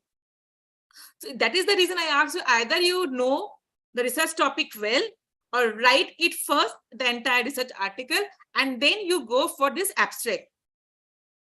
So here I have given one sample for abstract. This paper or this book chapter has already been selected for Taylor and Francis. So you can see the abstract here. So this abstract is actually 150 words. You can find the words here is 150. Here I have discussed about the critical study on violation of decent burial or cremation right of a dead person during COVID-19. So this study particularly focused about that whether a particular, whether a dead body, you can say, whether a person after death, whether they had a decent burial right, even during the COVID-19 scenario. That is particular thing which I have highlighted in this case, in this research paper. So this is the research paper, title. And then you can see the abstract, which I have used only 150 words here. So within 150 words, I have discussed that why I have chosen this topic, what thing I have discussed, I am going to discuss in this particular research paper, and what is my finding here. So this is the particular way to write an abstract for a reputed journal, you can say. Now, once you are done with your title, you are done with your abstract, now you have to start you can say the body of a research paper. After writing abstract, the next important part is the keywords. Because every journal, they will ask you to write minimum five keywords for a research paper. Now, what actually this keyword is? What is the importance of keywords in your research paper? Actually, many of us, we use Google as a search team. And in Google, whenever we search any particular topic, what we generally put, for example, you have to search some topic related to marital rape. We'll simply write marital rape. Or if we want to search something related to right to dignity, right to privacy, we just put put in Google right to privacy article, or right to privacy, or right to equality. So these are the terms when you will put in Google. From that Google, you will get n number of research article, anything from where you can get the information through that particular words. That is keywords. So if you put keywords in your research paper, accurate keywords in a research paper, so if in future, if anyone search any of the words in the Google form, in the Google relating to your whatever keywords you have given in a paper, if they are searching in their Google engine, then they will find your research article there. So whenever you put keywords in a research paper, that will actually help you. That is, you can say that will others will get a benefit of it by getting your research paper. Because whenever you will put that keywords in any search engine, from that search engine they can get your research paper. And if they read it and if they find your research paper good for their work, they can easily cite your research work in that paper, and indirectly that will help you. So that is the reason keyword is equally very much important for your research paper, and you should always be cautious when you are writing keywords. Another thing is that while writing the keywords, you have to choose those words which you are repeatedly you are using in a research paper. So this thing you have to keep in your mind while putting keywords for your research paper. Once you are done with that, the next thing is the research methodology. Because most of the foreign journal, they ask that you must do some kind of empirical work in your research paper. Generally they prefer you have to do empirical work, then they will select it. It's not like that every journal they will ask you for research, this empirical work while going for your research work. But particularly nowadays it's preferred that whenever you are submitting research paper in any good reputed journal, you should try to do at least for some area, you should try to do empirical work. That will give you a benefit, because once you are done with empirical work, then that there will be chances that the other journal, they can select your research paper. So it is equally important in your research paper that whenever you are submitting your research paper somewhere, you should write about the methodology, that what kind of research methodology you have choose while writing your research paper. That is also important, and you must discuss or you must write about the research methodology in your research paper also, that what method you have choose. So you should be specific in that. Once you are done with that, if the next thing is that if you have taken help or you have taken interview of any person, if someone has helped you while writing this research paper, like you have taken interview or you have sent questionnaire to someone, so that whatever help you have taken from other particular person, that you can put in your acknowledgement part if someone is there. If it's not there, then it is not necessary, it's not required.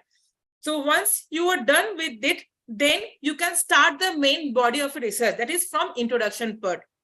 So basically, when you write introduction, you have to write about the background of your study, that why you are choosing this research topic for your research. You have to introduce that topic to the public, you can say.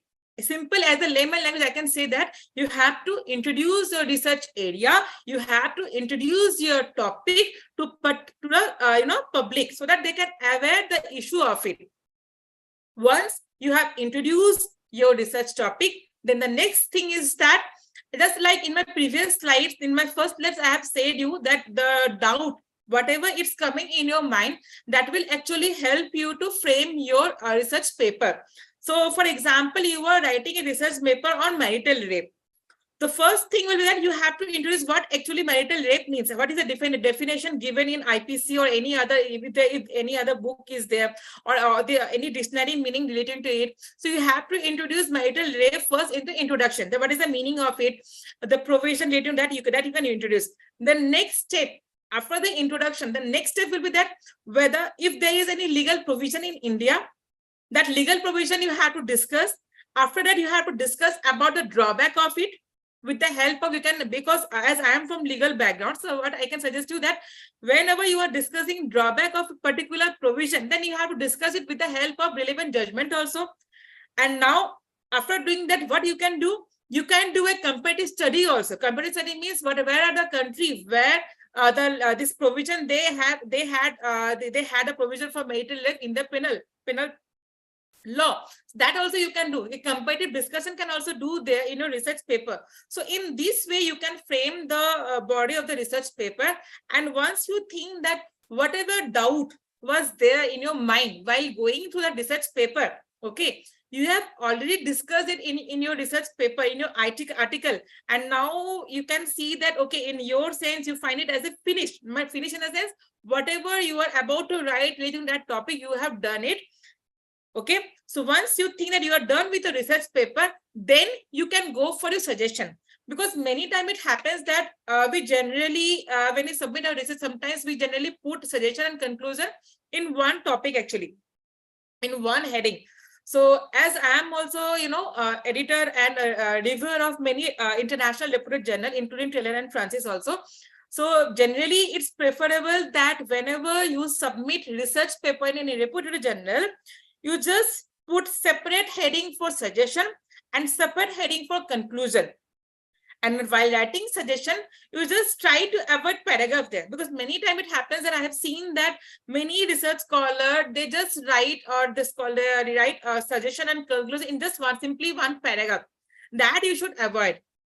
You should always try to write suggestion in a different heading, and there you just use sentence. Don't use paragraph. You can put numbering there 1, 2, 3, 4, but don't try to avoid paragraph there. Once you are done with your suggestion, then you go for your conclusion. And in conclusion and suggestion, you should not use any kind of, this citation or footnotes, because suggestion and conclusion something that is from your own research. Whatever you have find out from your research, that you have to put. That you have to put from your, it can be, you can say it should be your application of your mind. Whatever you have read, that you have to apply in your suggestion and your conclusion. So try to avoid any kind of, you can say citation or footnote in your suggestion and conclusion. It must be from your mind. Whatever you have studied, that you have to put in suggestion and conclusion thing. Now, another important part is that by writing a research paper, many times it happens that we don't know what footnote or reference style we should use. So if while starting a research paper, you know about a particular journal where you are going to submit your research paper, then just go to the journal and check what they want, whether they want footnotes, endnote, or they want this reference for their citation thing. And according to that, you can follow. But if you are not aware of it, that where you want to submit your research paper, then simply whatever you can follow the method, you can follow it. But later on, when you are about to submit your research paper finally, then you have to frame it according to the journal. So reference and footnote should always be framed according to the journal where you are going to submit it. So whatever I have discussed till now, so this is the graph, or you can see this is the picture from where you can start the research article. The first thing is that whenever you start your research article, you must know about the topic. Okay. Once you know about the topic, then you have to read it. That is the literature review you have to done. Once you're done with your literature review, then you have to start the writing. And whenever you are writing a research paper, you should always write in such a way that others should get interest of it, and try to use your language in a, you can say that in an easy way, so that one can read and understand it. Because you don't know those who are studying or those who are reading a research paper, they're particularly from your research area or your field. They might be from other field also. So your writing should be in such a way that anyone can read it and they can understand it. So this is the flowchart, how you can start your research paper writing, how to start it and how to end it actually. And one more thing which is equally important here, that once you complete your research paper, try to read it n number of times, because when you read your research paper one time, say 1, 2, 3, 4 time now, then only you will able to find out that if there is any typo mistake or any grammatical mistake, that you will be able to find out. Because while submitting your research, after submitting your research paper, if the journal they find it that okay, whatever you have written, that content is good, but you have put n number of grammatical mistakes are there, typo mistakes are there, then that will create a negative impact in the mind of the editor of the journal also. So always try to submit a research paper, you can say like a error free in the sense there should not be any grammatical mistake, there should not be any error, typo error also.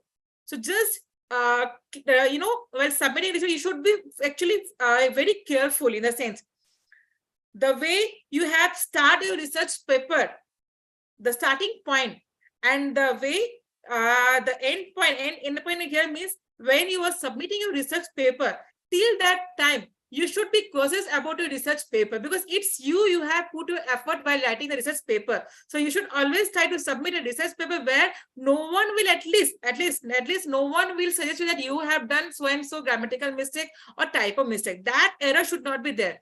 And another important thing is that whatever the journal has suggested relating to the citation or reference method, you should be very much strict about it. You should properly cite a citation there with the proper method, whatever they have asked you. That is equally important, because many times it happens that we don't follow a citation what the journal has suggested. That is actually not good practice. Wherever you are submitting your research paper, you must be, very careful while writing the citation also. You must choose proper method, whatever method has been suggested by journal, that you have to follow in your research article also.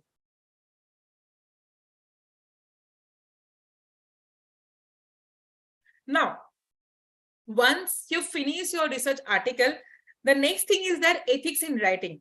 That what are the ethics which you must follow while writing a research paper? The first thing is that you must avoid plagiarism. That is one of the main issue where most of the papers are rejected from journal. Because many times it happens when we submit our research paper, we don't, we don't check our paper also. Some of you check your paper while submitting your research paper that what are the plagiarism content here. Because normally in journal, they accept paper which has plagiarism below 10%. They accept it. But above 10%, they generally reject it. So try to avoid plagiarism in your research paper. But the thing is that how you can avoid it. Normally, everyone will say that if you want to avoid plagiarism, then you don't do the copy paste thing, don't write as it is, you just do the paraphrase. But paraphrase is always not possible. Sometimes we have to write as it is, because in legal field, sometimes we have to, not sometimes, because most of the time we used to write the provision as it is in our research paper. So in that case, how you can prevent the plagiarism? So in that case, whenever you are citing any statement, any paragraph which you don't want to say paraphrase, or you don't want to change the lines, so in that case, what you can do, you can use double quotation mark for that particular lines. Because if you put double quotation mark in that particular lines, it shows that whatever it was written in the original source, you are taking the same thing in a research paper. And for that particular thing, you have to put citation also. So from wherever you are taking that particular stanza or paragraph or lines, you have to put it in the citation also. The next thing is that paraphrase doesn't mean that you don't have to put citation there. Even though somewhere you are using the paraphrase, you are paraphrasing the paragraph. In paraphrasing also, you have to give the citation, because once you are putting a proper citation, it means you are giving acknowledgement to the person from whose effort you are taking it, or whose effort you are just highlighting in your research paper. Because you simply can't write a research paper from your mind without reading other work. Because that will be a story, that can be a novel where you are writing something from your mind. But research article is something different. Research article means where you are writing or where you are reading the research of other person, and then you are using that content, or then you are realizing that there are certain gaps which you are going to discuss in your research paper. So that thing you must acknowledge it. Either you are taking it directly or indirectly. You should put citation there, because once you put citation, it means that it will help you to minimize the plagiarism also, and that is a proper way also. That is a proper way to write a paper also. Many times it happens that while doing the paraphrasing, you must be careful that whenever you are paraphrasing any content, you should check it, that whether while doing the paraphrasing, you have changed the meaning of the paragraph or not. Because if you have changed the actual meaning of the paragraph, then that is a wrong practice. While doing the plagiarism, you should not change the actual meaning of the paragraph. So be cautious in that, because nowadays you will find many online, generators are there, from where you can do the paraphrase, or from where you can put the paragraph, and you can find the paraphrase thing from there. But they are not actually accurate. So be cautious while using any online, generator where you can do the paraphrasing thing. So while using any paragraph, just check it once or twice that the actual meaning of the paragraph should not be changed.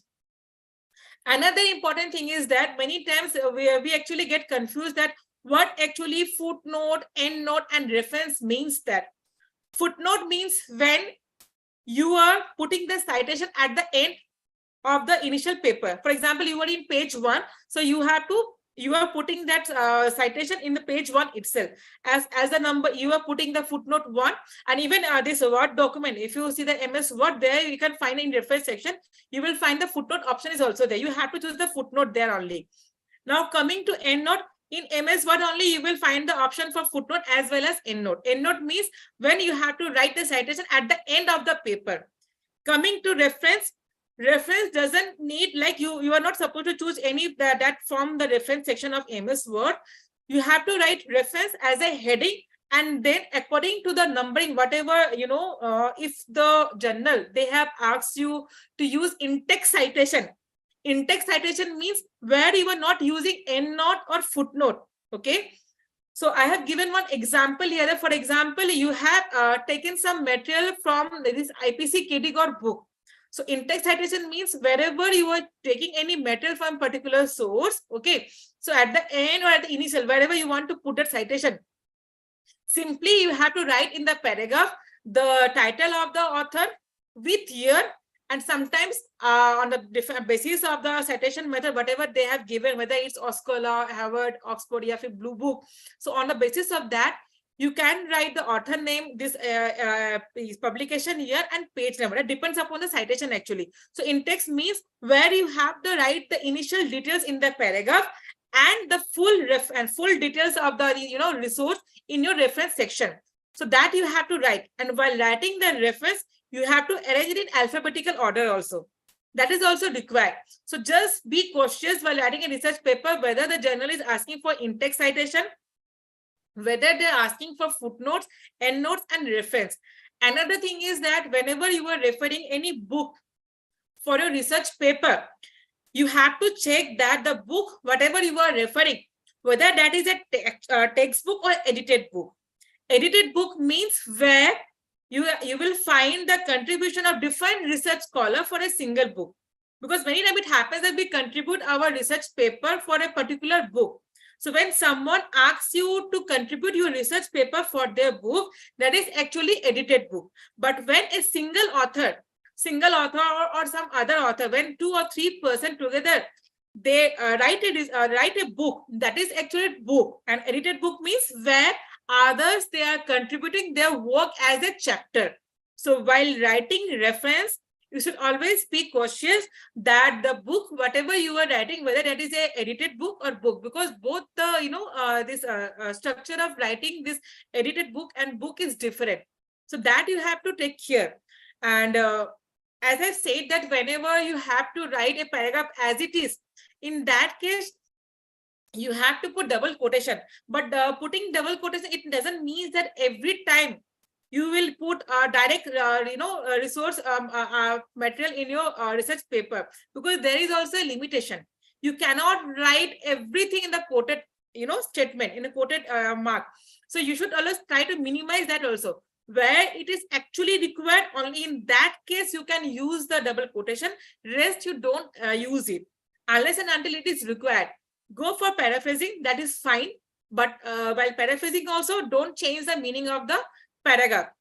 Another thing is that many times happens, we have seen the supra, ibid, id, or ibidem in your research paper.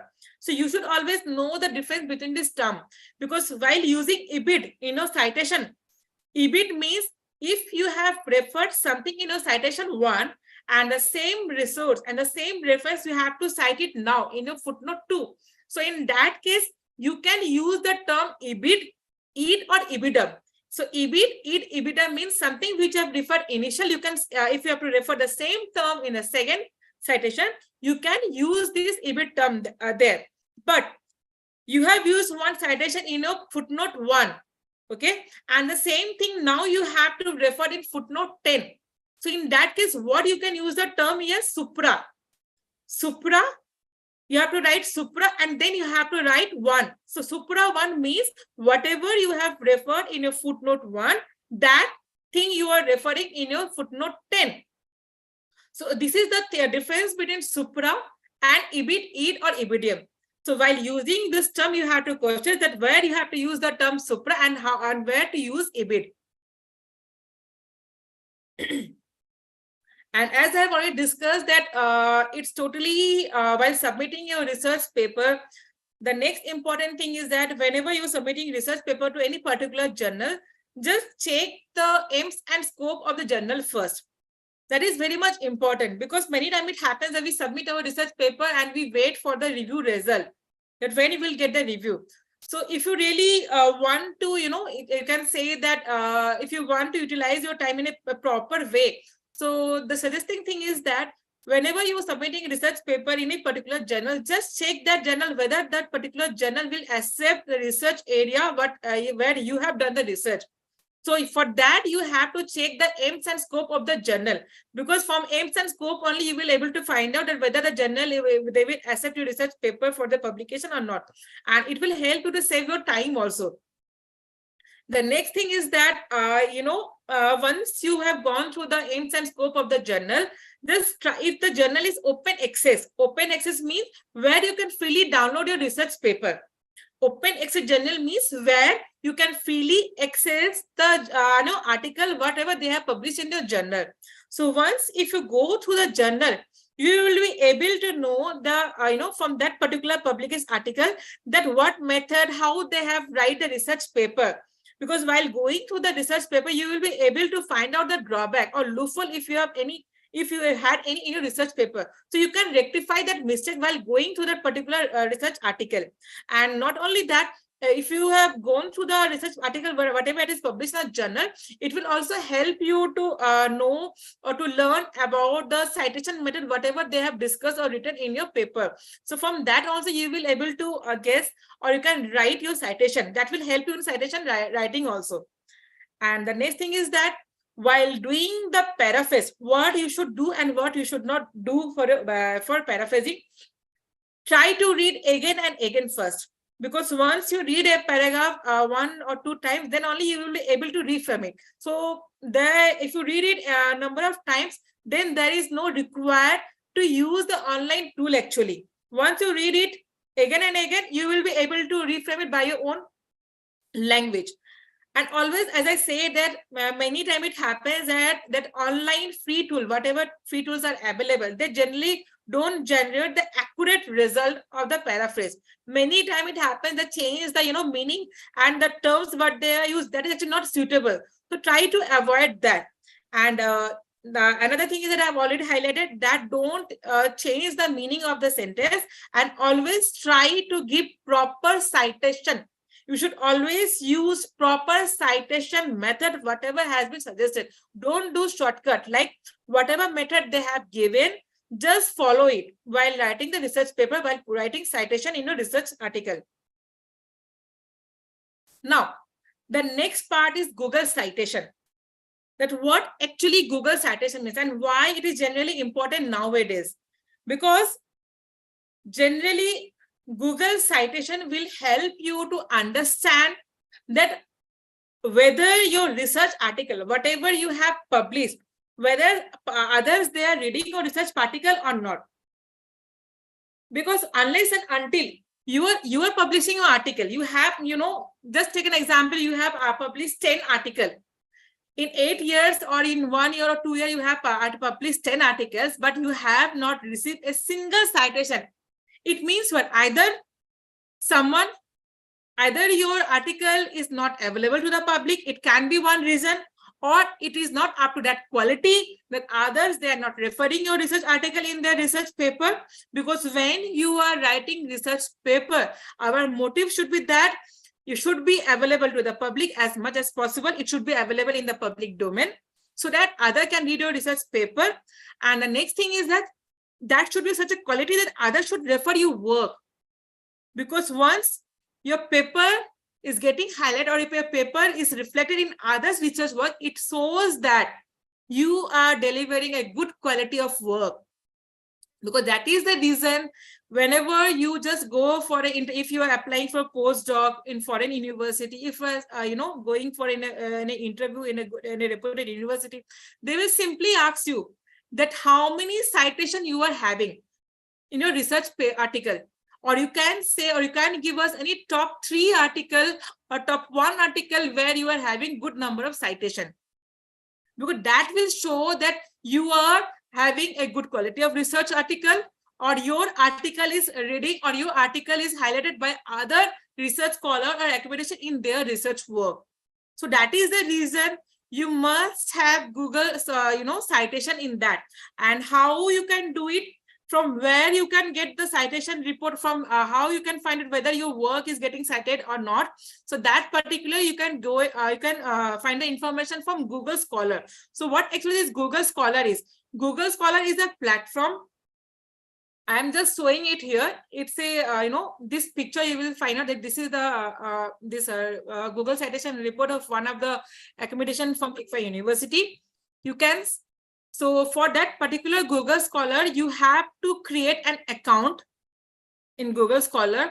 And in that, you have to fit information about whatever article you have published till now. That information you have to fit there, and sometimes Google Scholar automatically they will, they will take the article what is available in the public domain itself in the Google Scholar account also, if it is you have published it. So once you create it, you will find the paper like this, where you can find out that how many citation you are having in your research work, how many H index are there, how many item index are there. So citation here means that how many times, how many number of times your research work has been highlighted or cited by other different scholar or academics in their research work. That is the citation actually. And Google Scholar is one of the platforms from where you can get the citation of your research work.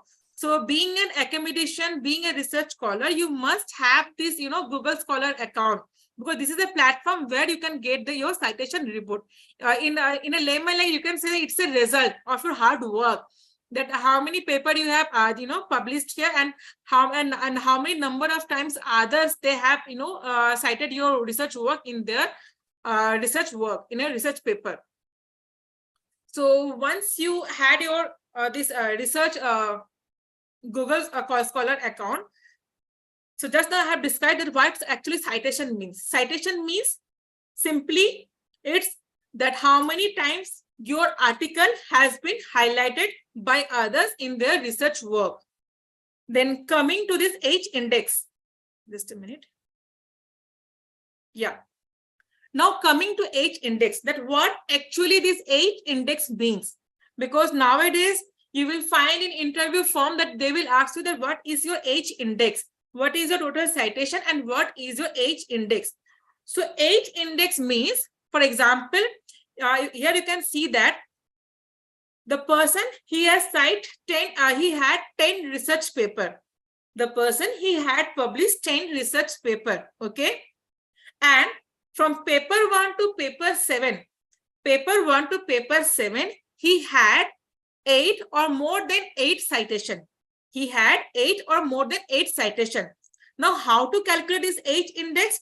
H index means, for example, here you will see that total 7 papers are there. Okay, total 7 papers are there whose citation is either 7 or more than 7. Whose citation is either 7 or more than 7. So here the H index is actually 7.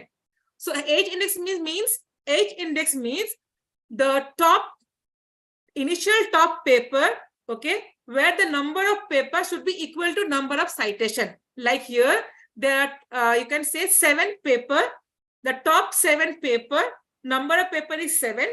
Top 7 paper had 7 or more than 7 citation. In that case, your H index is 7. You can take it another example. For example, you had 5 research paper, but generally in your top 3 research paper, top paper 1, paper 2, paper 3. In this 3 research paper, you had 3 or more than, you can have more than 3 citation also. But if your top 1 paper has 4 citation, then paper 2 has 3 citation. Now paper 3 has also 3 citation. So in that case, your H index will be 3. So in this way, you have to calculate, or you can know about your H index. Now, coming to this I-10. Now, what actually this I-10 means? I-10 means how many papers you had which has more than 10 citation, 10 or more than 10 citation. So if any of your paper has 10 or more than 10 citation, in that case, your I-10, for example, you had one paper whose citation is 10. So your I-10 will be 1. If you had 2 paper where your citation is 10 or more than 10, your I-10 will be 2. So I-10 actually defines that number of paper where you had 10 or more than 10 citation. So just like I said that H index is equally important for your research score. So in the same way, I-10 is also very much important, because I-10 shows that for a single paper, how many citation you are having. So if you have 10 or more than 10 for a single research paper, in that case, your I-10 will be 1.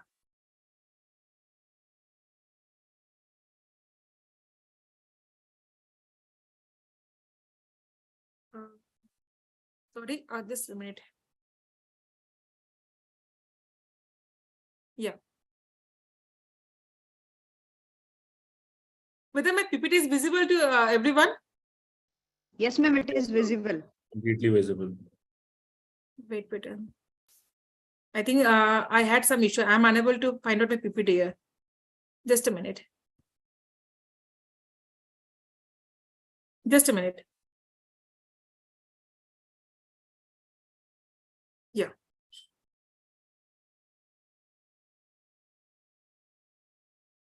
Now, once you are done with your, you can say this Google citation, I10, this and H index. The next thing is that this impact factor of journal. As you have ever did nowadays, journal which the impact factor has been given by Thomson Reuters. Okay, so while calculating the API score, only the impact factor which has been given by Thomson Reuters, that actually will be considered for your API score. And if the impact factor has been given by some other, resource or some other, index, in that case, that impact factor will not be considered for your API score. So, but the thing is that what actually this impact factor of a journal means. Impact factor of a journal means that how many times the journal or the article which has been published in that particular journal has been cited by the other. So whenever you are choosing any journal now, you have to check that whether the journal has a impact factor or not. And if it has impact factor, for your API calculation, that impact factor must be given by Thomson Reuters. So once the Thomson Reuters has given the impact factor, then only it will be considered for your API score. But it doesn't mean that if you don't have the impact factor journal, you will not get the point of it. Yes, obviously you will get the point, but for that there is a minimum number, because now you will find that after 2018, on the basis of the impact factor also you will get the point of it. I think if you don't have the impact factor, in that case your number will be, I think, 5 for those publications where the journal don't have the impact factor given by Thomson Reuters. So it doesn't mean that if the journal don't have the citation, you will not this impact factor, then you will not get the point. It's not like that. But yeah, if you really want to get good score in your API score, then try to publish a research paper where the impact factor has been given by Thomson Reuters. So this is the, if you don't find the in any journal, if you really want to check the impact factor of a journal, and if you're unable to find the number from the website, so what you can do, this is the formula actually. Let me show you the picture. Just a minute. Yeah. For example, you have to find out the impact factor of a journal for 2020. So by using that formula, you can find the impact factor. How? First, you have to check that how many citations the journal has received in 2019, plus how many citations they have received in 2018. So you have to add the citation of 2019 and 2018 first, and then you have to divide the number of articles that has been published in 2019 plus in 2018. So total you have to do here, total citation of 2019 plus 2018, you have to add it, and then you have to divide it with the total number of publications in 2019 and 18. So once you are done with it, the number that you will get, that will be the impact factor, that will be the impact factor of the particular journal. So this is the way of calculation of impact factor of a particular journal.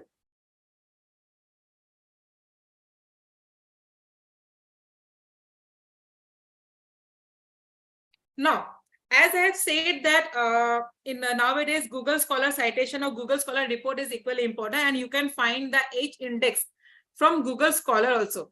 But apart from this Google Scholar, there are some other sources also from where you can find the H index. And for that, you must have a, like I have said that you should have an account in Google Scholar. Similarly, you must have an account in, you can say, this Scopus. Once you had a Scopus publication, then you have to create an author account in the Scopus website also, because from there also you can find out your H index. So whatever publication you have done in Scopus Index Journal, if those articles are highlighted, so in that case, you will get a citation report on Scopus website. So that is also a way from where you can find out the H index. Apart from that, there are other sources also, like I have said, Scopus is a way from where you can find the this H index. And the next you can see, I can show you here also if you say. I hope anyone is there who want to check that how you can check this author search in Scopus website. If you want to see the site, then I can go there.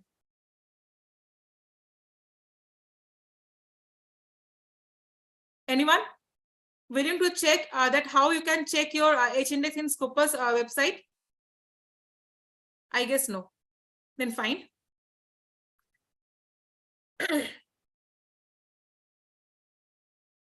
Apart from the Scopus website, you can also have an account in ResearchGate, because in ResearchGate is also a platform where you can get the H index citation as well as you can check your citation also.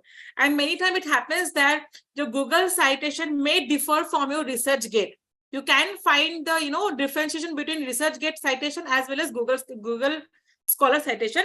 So, but in interview or wherever you will go, generally they will ask you about the Google's report only. But for your own benefit, you can create a site in ResearchGate also. And ResearchGate is also a platform where you can put your research paper in the database so that other can read your research paper from there, and they can while reading that, and if they want to refer it, then they can do it. So generally, whenever you are publishing your research paper, try to create this ResearchGate, Academia, use this platform, Academia, so that your paper should be available to others. Because when you will put that paper in this public domain, they can easily find out your research paper there. And by doing that, there can be chances that others, they will read it and they can highlight or they can refer your work in this in their research work.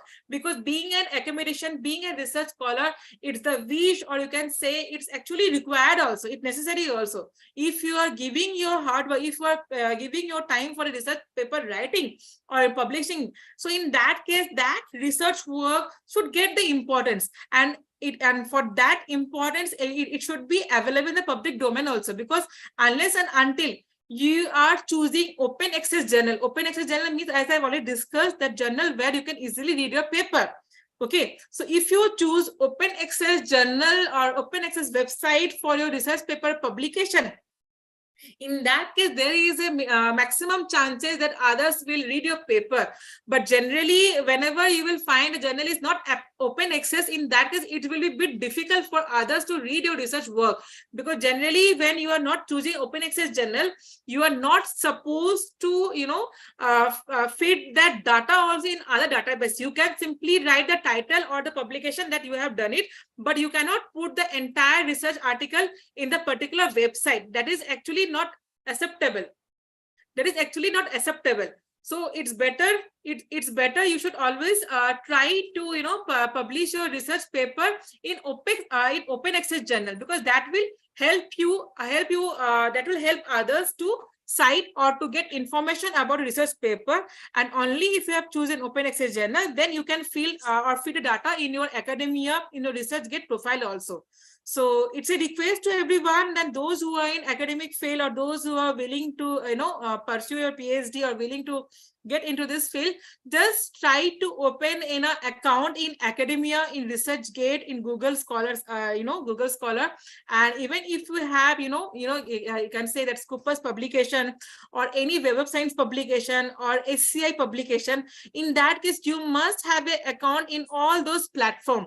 Because if you had the account in that, many times that account will help you to provide you the information that where are the area where, or who are the authors who have referred your work, and what is your actual citation report, your everything, that the details, whatever you want to get about your research work, that you can actually find out from that particular site. So try to create account in all those platforms.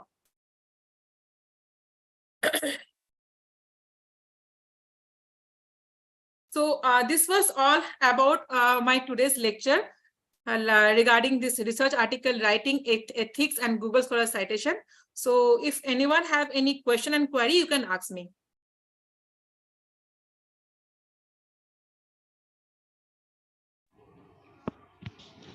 Feel free to raise any questions.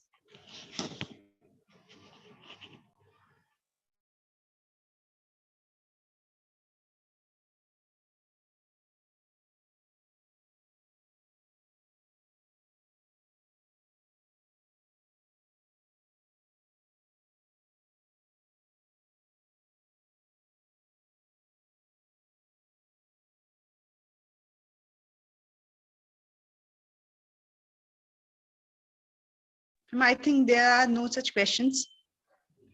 Okay. Thank you so much, ma'am, for taking time to speak in our session. Your insights and perspective were truly valuable. It was a pleasure to have you with us. We are all grateful for the knowledge you shared with us. Thank you so much. Thank you, Penna. Thank you once again.